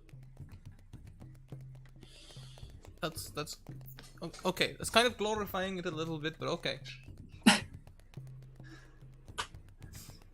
Where's your sense of adventure? I don't have sense of adventure. I have sense of get shit done. Yeah, you do. That's true. And as Tanya and Kale run to the escape pods and jump in, pushing the button to get them to release into the blue, and as the Seraphim's eye starts to navigate its way out towards the dangers, towards a final confrontation, that is where we're going to leave our penultimate episode of Adventures in Wild Blue, as our two crews will converge next week for our season finale. It's going to have everyone, and it's going to be fucking wild. I'm sorry, Brenda. Daddy's not ready to love again. I'm sorry, Summer, for the overlay you've got to make now. I love you, baby. Yeah, I'm also sorry to Summer. You got this, baby. But then, Tanya, it's okay. It's fine. Brenda doesn't half want to commandeer another ship full of people just to go and fight out her feelings. It's fine. That was so good. All right, let's go around. Let's do all this fun stuff of where we can find you, and stars and wishes. We're gonna go with you first, Avery, because I know you've got to run. Thank you for sticking Yeah, around. I gotta head out. Yeah, I have work in I think maybe 40 minutes. It's okay, I don't need to eat. Yeah, so my name's Avery. You can find me at MatThat online. I am an artist and cosplayer. So stars, oh, fucking Kale, my girl. And Brenda's scene was so sweet, and I'm just I'm sorry, that hurt me so much. Oh my god, all of the interactions, everything. Wishes, oh my god, could it be next week already? I wish I didn't have to go to work, so I had to rush. But No worries. I wish Kayla and Brenda would make up. I understand that it doesn't always happen, but can't you? It's so good. I love it. Yeah, very good. Alrighty. I'm probably gonna tap out with that though. Yeah, thank you for sticking around for this extra long episode. Alrighty. Bye boy. Boy. Ow. Okay. Let's keep going around. God, I'm so flustered. Whew, boy. We made it. Katie, hi. Thank you for letting me guest on this. It was so good. I'm Katie. You can find me on Twitter at KatieFace. Tomorrow I will be back here on this channel at noon, I think, running a Monster Hearts one-shot for the Academy Day. And then tomorrow evening at 6 on my channel, twitch.tv/KatieFace, I am starting a brand new D&D campaign. It'll be our session 0. And then Sunday, I'm also on my channel. I'm running it's unreleased set in Chinese culture, sort of a Crouching Tiger, Hidden Dragon type of game called Hearts of Wulin. Matthias is GMing it. Kiana's going to play in it. It's going to be very, very, very good. I'm very excited. Otherwise, you can find me on Off the Table through the week and doing other various things. I tweet about it. And my star was, oh God, she's not here, but Avery was amazing. That whole conversation with Kale and Tanya was good. And then also I really like the fact that Kale and Brenda did not reconcile, because I don't think not everything has to be reconciled, and I don't think there's anything there for them anymore to save that relationship. So I really loved that. I love that neither of us fought for it to be more than what it was. And then my wishes, guys, save my crew. They're fucked. Wait. So you're asking the Imperial? No, I'm to save asking your crew. you, who says that you're better, that you're not like hashtag not all Imperials. No, I just want to make sure I heard it right. So You heard want- nothing, Simon. You heard nothing. I will save Captain Siren Vance. Yeah, say her name the correct way, Captain. So very good. Yes, so lovely, awesome. And let's move over to you, Simon. All right. Best captain does the saving. So I'm Simon at Wondering_DM on Twitter, Wondering DM on Twitch. You can find me here next week, next Friday, but otherwise starting after PAX Unplugged. So on December 7th, we're picking back up The Witcher on a weekly basis on Fridays 8 to 11. And then on Tuesdays, weekly is the Star Wars campaign, Points of Light in the Darkest Timeline.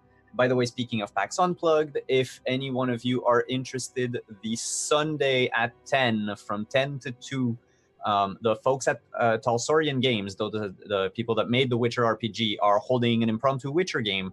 If you want to play, you can send me a DM on Twitter. We're still looking for a few more players.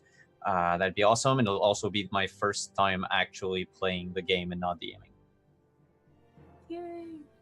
Awesome. Oh, And stars and wishes. Yes. Stars. The Tanya, Brenda, Caitlin triangle. It was amazing. It was the best. I had all the feels. And I'm being reminded on Sunday on Soul Bear RPG's channel. That's true. I'm in a game starting at 5 p.m. playing Bad Choice Cadarn. Sorry about that. I'm still all woof. And wishes. Could you have not put the Admiral? Okay. I mean, no.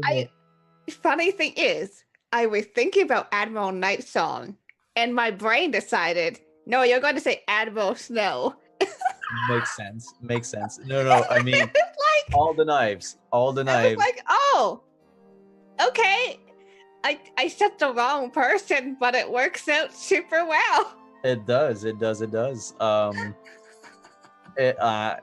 It's gonna be awesome. And honestly, all my wishes have come true for this game. So. Aw, I'm glad. Whew, yeah, I'm not kidding. I was like, Admiral Night Song in my head, and my mouth just said Admiral Snow. I was like, it happened. He's here. He's here now. This is who it is. Oh, it's so good. All right. Moving over to you, Julie. Hello. Hi. All right, I'm Julie. I go by Jgrave Art just about everywhere. I'm an artist and cosplayer. If you want to see the cosplay stuff, that's more at Narendor. I stream sometimes, very rarely. Mostly I just tweet about D&D and share art and stuff. Let's see. Stars and wishes. man, we knew that triangle was going to be good, and it delivered. And I also really enjoyed just the little like quiet moment with Brenda before we even went there. Just like it's, I love what you bring to this character, Scrat. Just like she has these little like really poignant moments that are really solid and are just like in contrast to everybody who's so kind of like obscured and not really wanting to say what they mean, whereas Brenda's just like, no, here, I'm being direct. Hi. This is how it is. And very like oddly witty. So that's always fun. Wishes, you know, like sometimes I wish that I wanted to like interject in drama more, but I was so enjoying just letting it play out around me and being like, God, children. Can I add a retcon star, because there was this one moment that Julie had when Crow was talking to Kale that literally hurt my heart. When Crow said, you know, not everyone has that choice or something like that, it was just so like Crow has seen what's happened in the Empire. Crow knows, and this is Crow's life. She just accepted it, and it sucks. Like Crow knows it sucks. And I forgot that until you were talking about it. I was like, Crow's just so tired. But no, that I didn't want to butt in, but I had to say that, Julie, that was such a good moment. Oh, thanks. Just your whole body language. I really like thought about having a scene with Kaylin, but I don't think Crow would like approach it.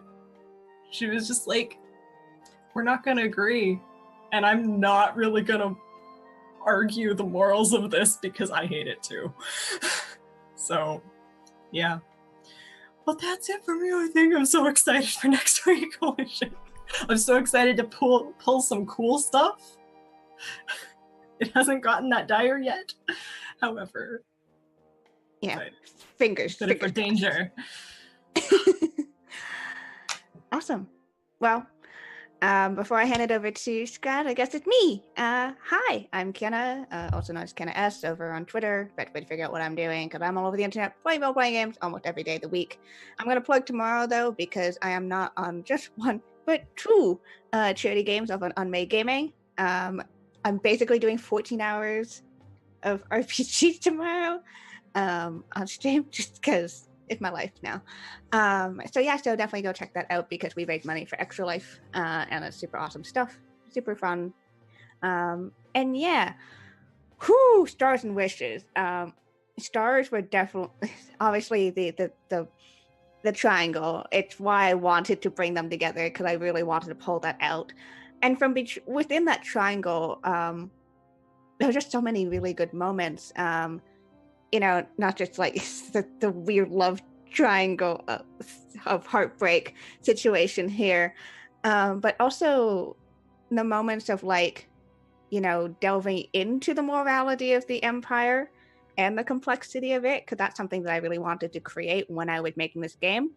Just because, I mean, in the original, the Empire is pretty cut and dry. You know, they're bad people.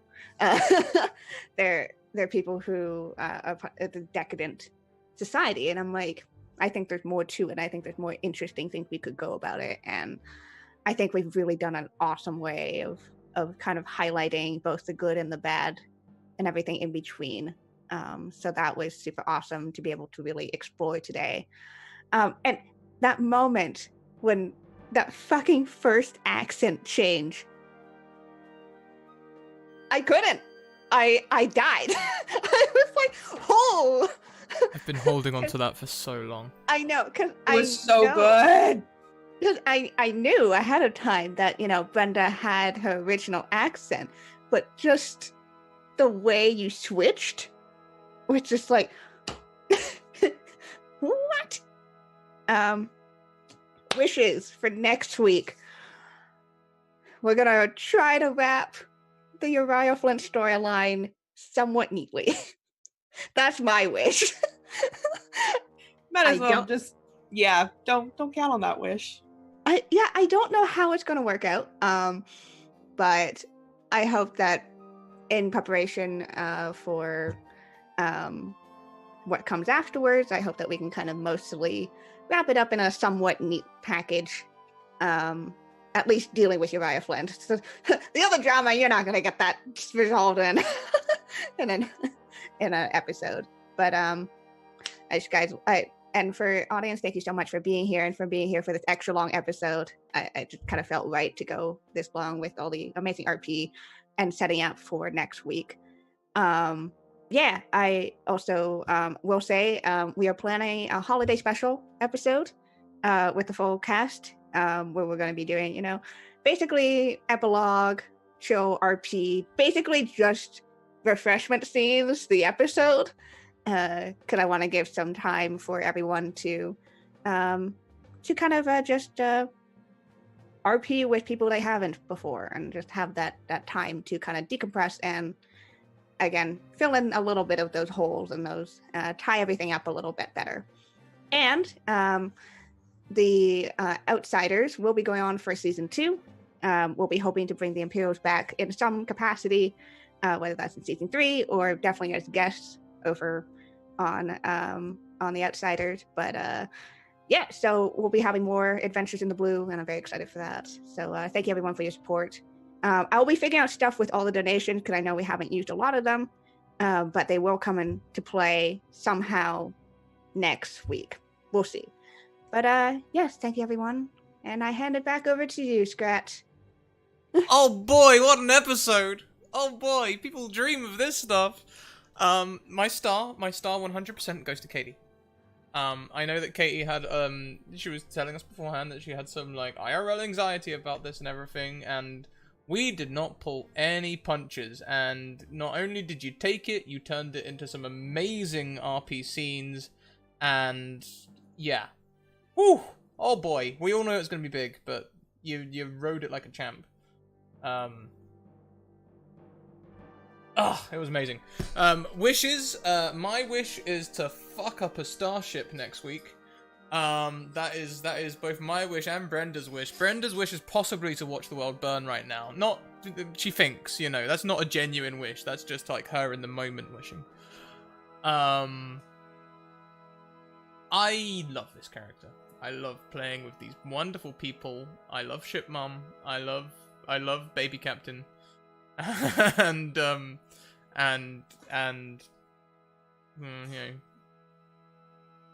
Fire Lover.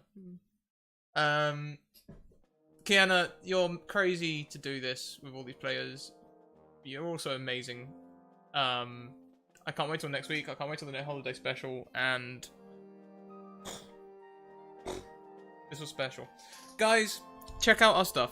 Head over to our things.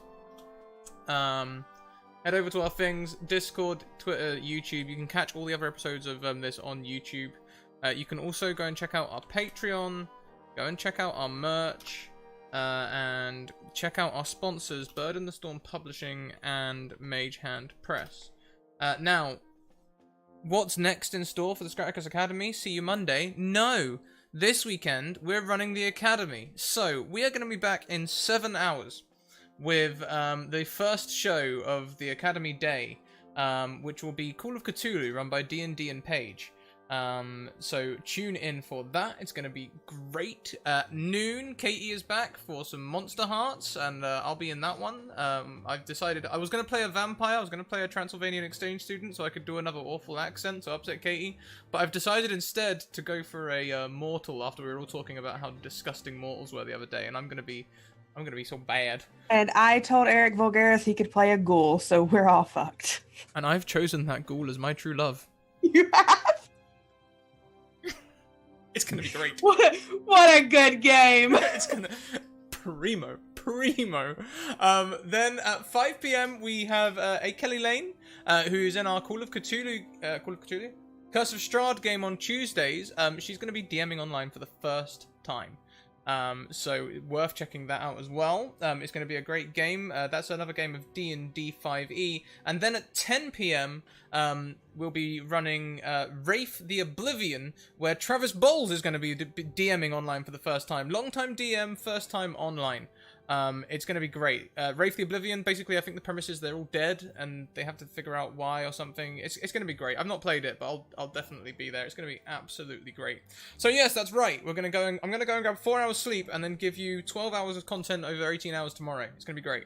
Sorry, I saw people talking about how long they stream earlier in the chat and I'm like, bitch, please. We are going to go and head over to a good cause. That's what we're going to do. You guys may know Hans Chun from our Wednesday Games of Eden. And if you don't know our Wednesday Game of Eden, oh my fucking god, go and watch it right now.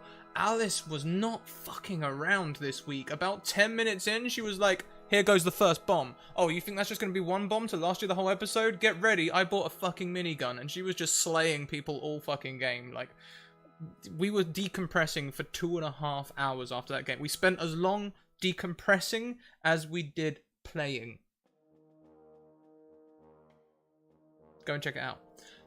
Also, go and check out Hans right now. Now, normally I always try and raid people who like got like equal opportunities and everything, like with like all different you know, races and genders and everything. So this may look a bit like we're going over to like a bunch of guys and stuff, but bear in mind he pulled all this together yesterday.